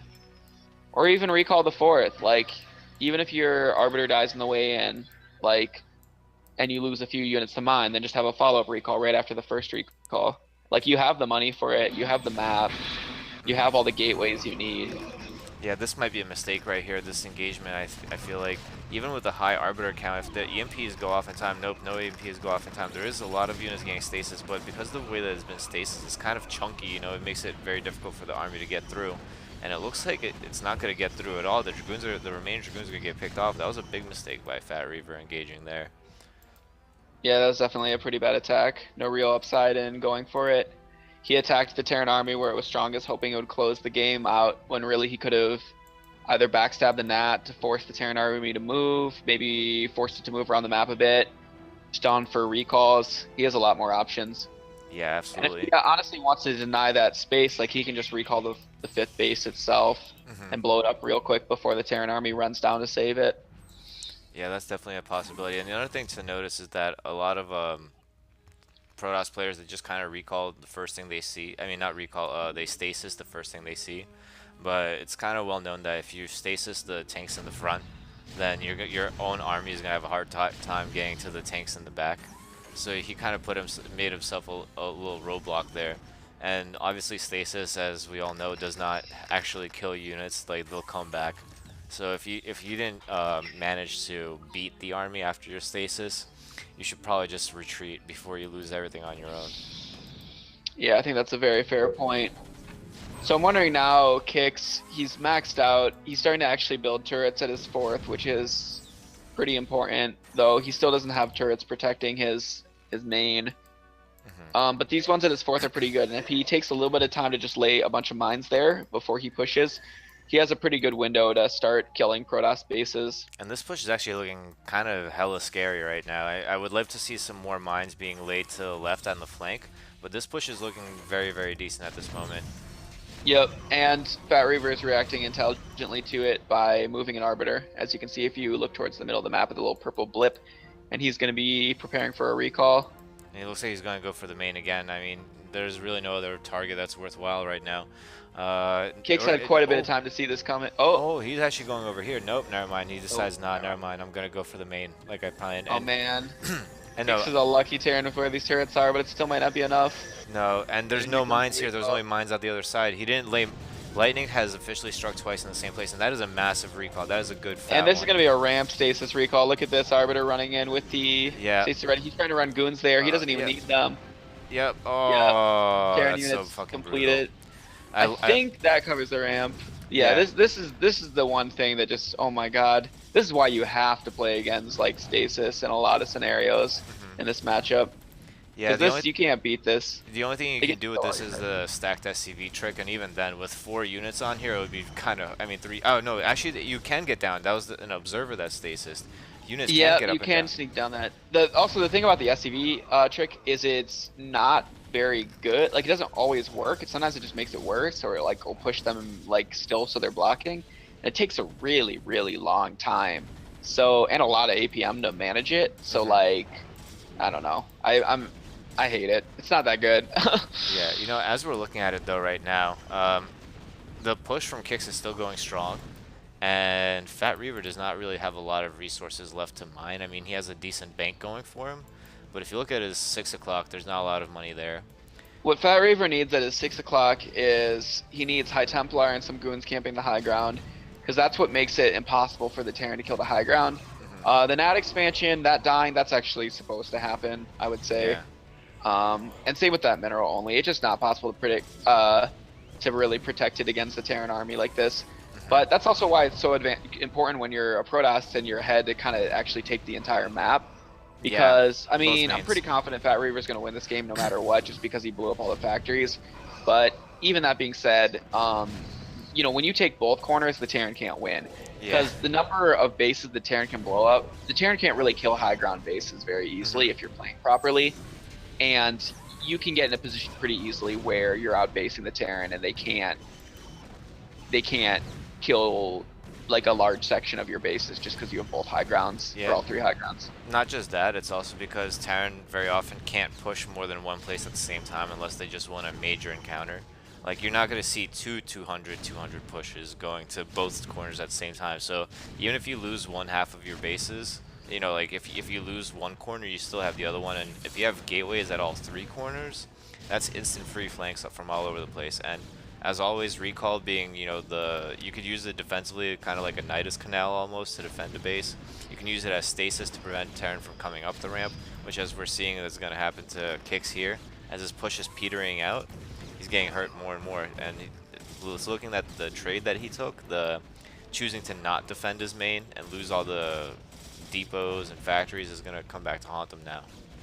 Yeah, this is definitely going to be his final moments because as much damage as he's going to get to do to this bottom right, which I'm not even convinced he's going to be able to kill it. Now it's pure zealots Um, coming out now against 6 remaining siege tanks, so yeah, and there's the Mind Drag on top of it just to top it all off.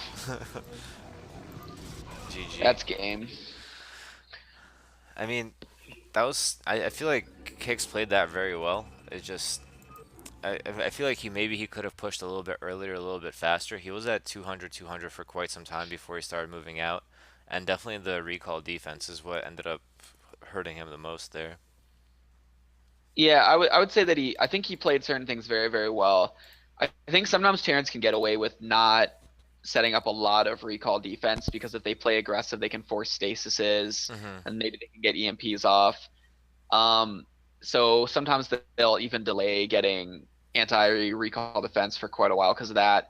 But I feel that he made a few mess ups with engagements that got his army crushed, Yeah, and the he first wasn't one, the really able to biggest one, recover was from the them. worst. Yeah, the biggest one was definitely when he lost all his siege tanks, even though he had 30 vultures to protect them. That one Yep. really hurt looking at it. But other than that, I honestly think that Kicks so far for the day has been the most impressive player I've seen today. I'm I think I'd agree with you on that. I think he played quite well those games. I could definitely give him a B for that game. I'm kind of on the board between B minus and B, but I feel like he was just by far the better player that we've seen today. And actually, I would give Fat Reaver a lower grade. I would give him a B minus, I think, because even though he ended up winning the game, I wasn't as impressed by his play overall. The low probe count, the bad engagements that he had too. It's just that his bad engagements were mostly. I mean, he did have that one good zealot run in when Kix made the mistake, but when Kix didn't make mistakes and Fat Reaver made them, it turned out to be just as tragic. So. Yeah. I feel like he really just won because of the fact that Kix did not lay mines for a second time in his main base. Like that was the only thing that kept Fat Reaver in that game. He was about to lose both of his bases, so at the end, To be fair, he was floating like 7K at that point, but yeah. I would agree though that I think Fat Reaver, honestly, I think if he just fixed his making probes, he could be Scary. pretty damn hard to fight. Yeah, he Yeah, I he's mean, got to work on his probing, his 0P 9P. yeah, I mean, and to be also fair, I mean, he did a good job of holding off the drops for the most part, besides the one where he sent all of the army there. And that's a thing that we can take away from Kicks as well, is the fact that he invested in two dropships, only did two drops, and only took out like one Nexus and a couple of probes, but he made up for it with Vulture Harass. I feel like Fat Reaver didn't really react to all of them that well. I mean, by sending his whole army, didn't place cannons at any point. So yeah, Yeah. but both players played well, I think overall, but there's still definitely a lot of room for improvement. Yep. I All think right, that's fair. let's get into the final game now. We have Dark Matter versus N Baker, and it's going to be a TVZ. You say it was DNH versus Baker No, or Dark Matter? Dark Matter. Okay. Dark Matter is definitely one of the rising stars in this league. I think he got to like a 40% win rate C minus last season, but that was like with like 150 games. And I don't know, maybe it's just me, but I'm usually more scared of the dude who's like B minus with like 300 games than I am of the dude who's like B plus with like 30 games, you know? Like the people who play all the time, they're like mad consistent, mad clean, don't make a lot of mistakes, very good fundamentals.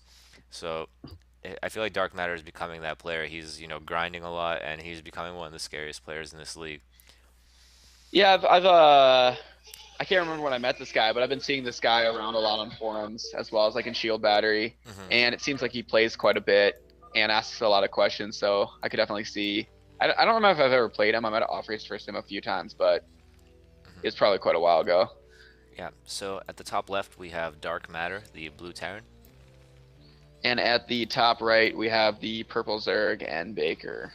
And Baker's kind of in the same boat. He's kind of similar to Snowfruit. They both started playing Zerg on Shield Battery at around the same time. But and Baker's mechanics are a little bit worse, and I don't think he's been practicing as much recently. I might be mistaken about that though. So I think that is going to be an uphill climb for him. But we have seen good play from both players before, so it'll be interesting to see what happens here. Yeah, and Baker is he's another name that I see around quite a bit. I don't remember if I've ever talked to him, ever played him. I don't think I've ever played him, but I have seen him around quite a bit on Shield Battery. Hmm. Um, anyhow, Jade is an interesting map because every Terran at this point, 5 Raxes except for a few kind souls here and there, but most +1 5 Rax after their expansion. And obviously that's a third denial build that's very, very strong. Yeah. And it is quite hard to use lurkers on Jade because of the reverse ramps Hmm. to secure a base. Yeah. So it'll be interesting to see how this plays out. And not only the reverse ramps, but also the really fat ramps leading up to the high ground in general. You pretty much have to rely on the natural occurring choke points, which is the equivalent of like regular level, not ramped chokes, to They're even pretty wide. yeah. Yeah. So just a lot of really positional places where it's hard for Zerg to play. I definitely agree with you on that assessment. Another thing to note about it is also the fact that the third gases mine out really quick.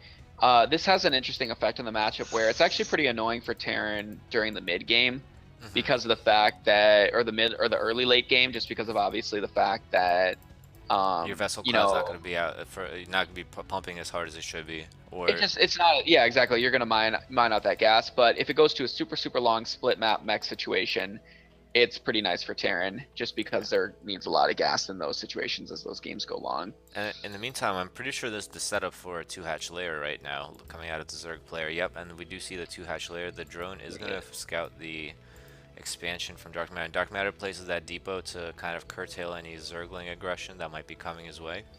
Um, and behind this, he is adding a second racks.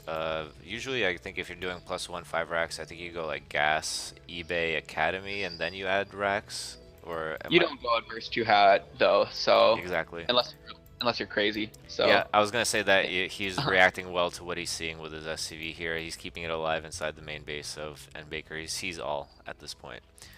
yeah, and this is nice because one thing that's good for Dark Matter keeping this SCV scout alive is there's a few good timings to check for, though they don't always come into play. But if you're playing really well and you're really on point, they're good things to check for. But one is like checking for Zergling speed finishing to figure out if there's a good chance that they're gonna go for like aggressive like mutiling play or like Hmm. lurkerling bust at your bust. And then the other thing that you want to check for obviously is whether they make a spire or a hydra den, Yep. and that and then the other thing to check for is like how much they drone or how Hmm. many lings they make, because if they make a Yep. lot of lings or if you see them make sunkens, you know that they didn't make like a far third if they go like 2 at muta. Yeah. So at this point, I feel like Dark Matter. I think he kind of is actually making a little bit of a mistake here. I mean, he sees that the layer is up. He sees that there's no Zergling speed. So at this point, I think his better choice would have been to run up the ramp and check to see what's Yeah, going on in natural to find out he what tech is definitely there. wants to check the creep for more tech. That's a very there is very true. Right now And this is a big mistake for him not to check it. He's still gonna get to see it though, nope, fortunately. nope. He actually runs right out. He doesn't get to see it, but Oh oh, snap. oh, okay, yeah, and I think N Baker by the same token made a mistake not blocking the ramp with two links so that the SCV would get caught if he wasn't on mineral walking, and if he was, in this case, the SCV had 5 health. He is gonna go back home safely, but it is gonna be two hatch lurker, so I mean the scans are on the way. The lurker upgrade is halfway there, so I think that Dark Matter is gonna have more than enough time to react to this. Uh, and he is, yes, I definitely don't see him getting like straight up losing to this right now, and he is All building right, so forward bunker. this is kind of interesting because if you look at N Baker's main, you can see he's going for a queen's nest. And the thing Oh, about these lurker builds is there's a lot of different ways to play them, and this is one of the most obnoxious DVT builds I know of for a lot of Terrans to play against. My buddy boy Lumire says that basically every Terran he does this against tends to lose to this hmm. because the counter of it is so weird and specific. But yeah, basically when you go for like these quick lurkers like this, um, usually you can if you get the queen's nest, what you can do is you can rush to a really quick hive and get fast defiler, and you can kill the Terran with a swarm in their nat, Oh and it's no. a fight. Yeah, but unfortunately he got a little bit impatient. He morphed the lurkers on the low ground here, which is not what he wanted to do. He definitely, if he had gone up on the high ground, he still could have put the lurkers in a really good position. Here he's going to end up losing these lurkers, I'm afraid. I think that was definitely a good plan that could have worked out, but in the end he's going to lose that one, and this one has to go down as well. Yeah. Yeah, this is not a good situation for him to have to navigate from losing the lurkers like that. Oh, He's not going to be able to contain the Terran at all. but he The got one Terran out. made all these bunkers. They're not even going to be necessary. Yeah, he did get one lurker out though. He put it at the third base, so he is not going to be completely lost in his position, but it is going to be hard for him to hold against this in the natural. Very good play here from Dark Matter. Will the scan last? Yeah, the scan Dude, does is last. I, what's Dark Manor's max rank? Because sometimes some of these movements I'm seeing here and there make me think he's a little higher rank. like I said, man, I'm pretty sure he had a like a 40% C minus last season with like 150 games played. I see. Yeah, so like I said, I mean, he's just been practicing a lot, and he's he's been getting really good. Like that's like that was last season. That ended what, like a month and a half ago, probably now. Yeah, so even since then, I'm sure he's been playing a lot and practicing a lot. So he's definitely on the climb right now. One thing to be noted is I think that he kind of cut SCVs. I'm not sure how normal that is. I guess against 2 hatch it makes sense, but he is kind of relatively low on the SCV count, but he did get his factory up. He did get the start board up, so can't complain about his play here. Well, the key thing against the two hat play is you want to use one of your scans, obviously, to figure out what their follow up is. I mean, if they're going Spire, you have a lot of scans that you get to use. Yeah, versus Lurker, you need to save a scan to figure out how when they get their hive. Hmm. Because if they're delaying layer tech, then you have to, try to figure out whether they're, mass expanding or whether they're going for a 3 centimeter drop or Hmm. they're going for like a speed overlord drop, which is weird, but sometimes they do that too. Yeah, Or they're going for like a shine drop. Like there's a lot of annoying things they can do out of it. yeah. But one of the things I'm not liking about his fire that much is I feel like okay, well actually he managed. I don't know, like some reason he just hasn't gotten contained at all, and I don't get why that is because I feel like usually Terrans are supposed to get contained Well, by 2 at lurker. I don't know if N Baker's lurkers were late or whether it was just to make enough lings with his build no, he or what lost two. happened. He lost the first two lurkers that he made. He lost them out in space. So the two lurker, he was. It looks like he was trying to hide them somewhere, but he hid them like in a place that wasn't very hidden. So they got denied. So instead of Mhm. having 3 lurkers at his front, Dark Matter only had one. So that's why it was so easy for him to bust out. That really set N Baker back. You know, he was really reliant on those 2 lurkers working. I want to also note, like, if you look at Dark Matter's main, he has a turret and a bunker out in his main, too. So yeah, I feel like he's just covering all possible angles at this point. He does have the science facility up, and Vessel should be coming out shortly as well. So I feel like he's, like, really well prepared for all this. But Defiler is out now, so with 200 energy. So this Yeah, engage is this is important. where it's gonna get ugly. I think that was might have been a little bit premature.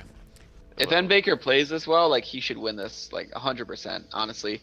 Really? Like, yeah, if the Zerg army is like almost at your base, Hmm. and they've got Oh my defilers and God. lurkers under swarm, like yeah, you're Oh not my supposed to win that God. as Terran. Dude, and if he does this pushes with Swarm up the ramp right now, I think that would be Yeah, absolutely devastating for Dark like look Matter. at his nat. Like he just got to keep reinforcing from his nat, keep pushing. Like the way that you're supposed to fight this build, at least from like the few pro gamer games I've seen in which Zergs do it, is Terrans like to go 3 port Wraith versus it and try Really? to snipe the defiler. Yeah, because there's this tiny timing which you can snipe the defiler, Hmm. and then you can immediately start putting pressure on their drones with the Wraiths, Hmm. and it's like a really unpleasant spot to be in Wow. for Zerg. But not a lot of people know that because this build is used so rarely. Like that's why it's such a powerful Hmm. cheese. Yeah, that actually makes a lot of sense. I was thinking myself that maybe mines would be a good idea. I saw one vulture come out of Dark Matter, so maybe he's thinking along that direction as well. Because there's nothing here that and Baker that covers mines, but this is now looking extremely scary. This is the point where Terran's going like, oh shit. Yeah, this is the worst spot to be in as a Terran versus Zergus with a swarm in your natural and a lot of lurkers burrowed there. Yeah. Like, Dark Matter's doing the best thing he can do in this spot, which is cutting off reinforcements with his army, and it's working out pretty well for him because it's like he's not needing to put pressure anywhere else on the map. And Baker's not expanding. He's playing this basically like an all-in. I mean, he Yeah. did make an extra hatchery, but with the non-stop aggression. The fact also that this is a reverse ramp means that if he can burrow lurkers over the ramp, he might not even need Dark Swarm, Hmm. honestly, because tanks aren't doing a lot of damage. He can Yeah. snipe Vessel with Scourge, and this is just, it's so hard to kill lurkers when they're on the high ground. Oh yeah, but there's one major issue right now with N Baker's play right now. He only has one drone on gas, and he has 1,400 minerals in the bank. I feel like the lack of gas right now is gonna hold his lurker count low. He does have a Spire, which is great. I feel like if he had some Scourge right now to take out this vessel, then Dark Matter would be in a world of hurt right now. Yeah, I definitely agree that this lack of gas mining is awful, and hopefully he'll discover it soon because it can definitely Oh my God, these lurkers hamstring though. his attempts. Yeah, the Yeah, siege tank outranges the. yeah, Uh, this is not looking the best for N Baker. He's kind of botching this right now. mhm. These lurkers are still unburrowed here. This is absolutely devastating to see. He was so close to have like I mean twice now. He was in a good position and then he messed it up just by being a little bit late on something or misplacing his lurkers a little bit here. Like it's really sad to see that he was so close, but at the end of the day, I mean he chose to do the all in and Dark Matter held it. So we're gonna see what happens next. I think as the vessel count grows, it's gonna be harder and harder for N Baker to repeat that kind of performance. Yeah, I definitely wouldn't mind this spot as the Terran right now. Playing as the Terran at Yeah, all. I mean he's got two Uh, port. He's Except for got. that bunker would piss me off because it'd be hard to add barracks later. That's about it. I feel like he was just getting ready for like the bust. You know, like he was ready for the lurkers Yeah. to run down. He wanted to like maximize everything he could do. But I mean, is there even a defiler here at the natural? I don't think so. Siege tank in the proper place could do a lot of work here. Oh, but No, this is rather sloppy. I don't. I hope he has a Draenal too. I don't know if he has a Draenal. I'm it does. sure. Let me see. Have the Terran been? Yeah, the Terran's been getting upgrades. Oh, okay. I'm giving Dark Matter an F for this game. He made me angry. Why? He got +1 armor instead of weapons against the Lurker build. I hate when Terrans do that so Why? much. What are you talking It's the about? dumbest. It's the Armor. dumbest myth that gets propagated in the community I, that th- you I, want to go armor instead of weapons. I thought that armor helps you take an extra lurker shot. No, because you stim and then you attack the Lurkers, so you lose 10 health immediately anyway. So you still get two-shotted. That is a good point. That is a And good then you point. need those weapons to kill the Lurkers like quickly. Like you still need like weapons is always helpful. Armor is helpful when it shoots the Marine that got healed immediately by the medic and not the one that didn't, that stimmed. You know what I mean? Like Yeah. I don't know. So then, all right. So then, question: Why? Oh, and that's probably why. Making. What about busting? Zerg. Getting armor to bust Sunkens in TVZ. What do you think I about mean, that? you can do it, and I've seen it, but I don't know. I think weapons are objectively always good, and armor, it's like you're just gonna get a lot of. I just feel like medics and like the rate that they're gonna be healing is gonna oftentimes like make the math like sketchy. I mean, I guess for busting Sunkens, but I don't think there's any builds where you get armor specifically to bust a Sunken. Like, you know what I mean? Like, you could 5 racks and get armor, but then you're like fighting the mutas with an armor upgrade instead of a weapons upgrade, which would be really bad. Well, I mean, have you seen that July versus Choja game where July off raises as Terran? No. That's a great game. You should check it out. When's it from? Like 2006, I want to say. Maybe Dude. 2005. Oh, yeah. I don't know. I feel like that was like a different era. Like, It was no, but it's still fun to see. yeah. I'll link it to you after this. But anyway, Yeah, I'll watch it. back to the game. Dark Matter got repelled because of Dark Swarm. Dark Swarm's still really good.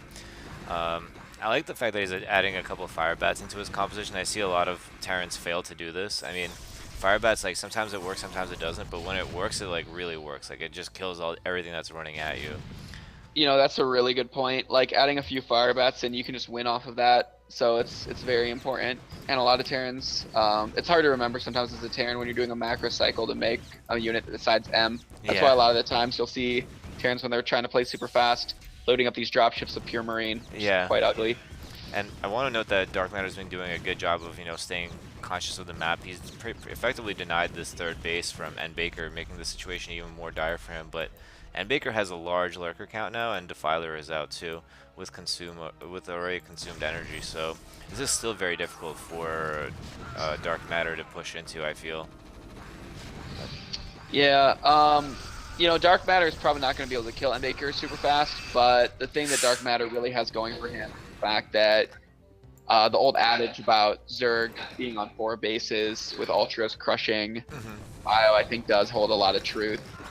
And Baker is on 2 Yeah, bases. it works the same way against Protoss too.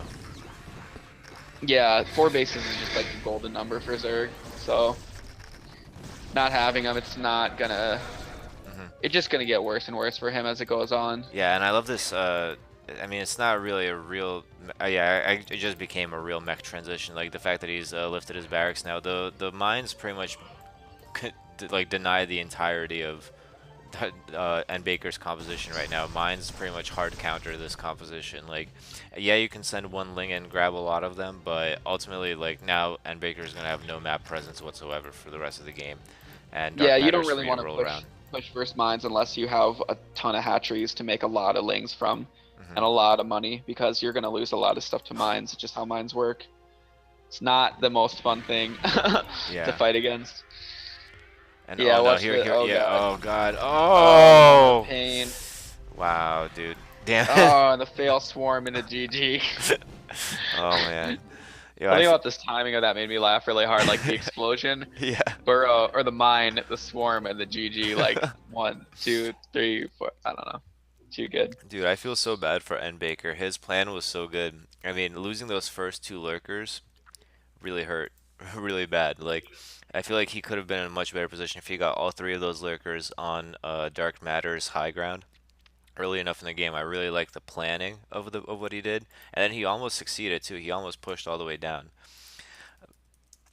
I'm trying to see what I'm trying to reflect on is I remember I used to play versus this build a lot, like practicing against it, and I don't remember ever being able to get map control versus the Zerg, and I don't Mm. know if it was that N Baker wasn't making enough lings that game, or if I was just playing really shitty when I was practicing it and was No, too stupid to realize I could get map control. I'm gonna hold But firm and say that it's because he lost two of his first three lurkers. That has to be it. That's how he was supposed to get map control, and that's how he failed to do so. but the only thing about it is like if you have just lurkers, yeah, that's true. I guess you could morph the lurkers and then use lurker ling to get map control as a group together. Hmm. No, I But was that's still thinking kind of more. hard because Terran can kite, so. I was thinking more about the fact that it looked like he was going to make those lurkers on like the high ground in the middle of the map, and then when the Terran's pressuring his front, he just burrows them on Terran's high ground. So having two lurkers like out like in front of those bunkers makes it pretty hard for Terran to reinforce. Once the army that is by N Baker's natural gets cleaned up by lurkers and lings there, that's when N Baker gains map control. Right, right. That makes sense. So overall, I have to give N Baker a C. I mean, he made some critical mistakes in there. Not having drones on gas when you're only on two gas. Not what's it called losing those first two lurkers. Not reinforcing fast enough.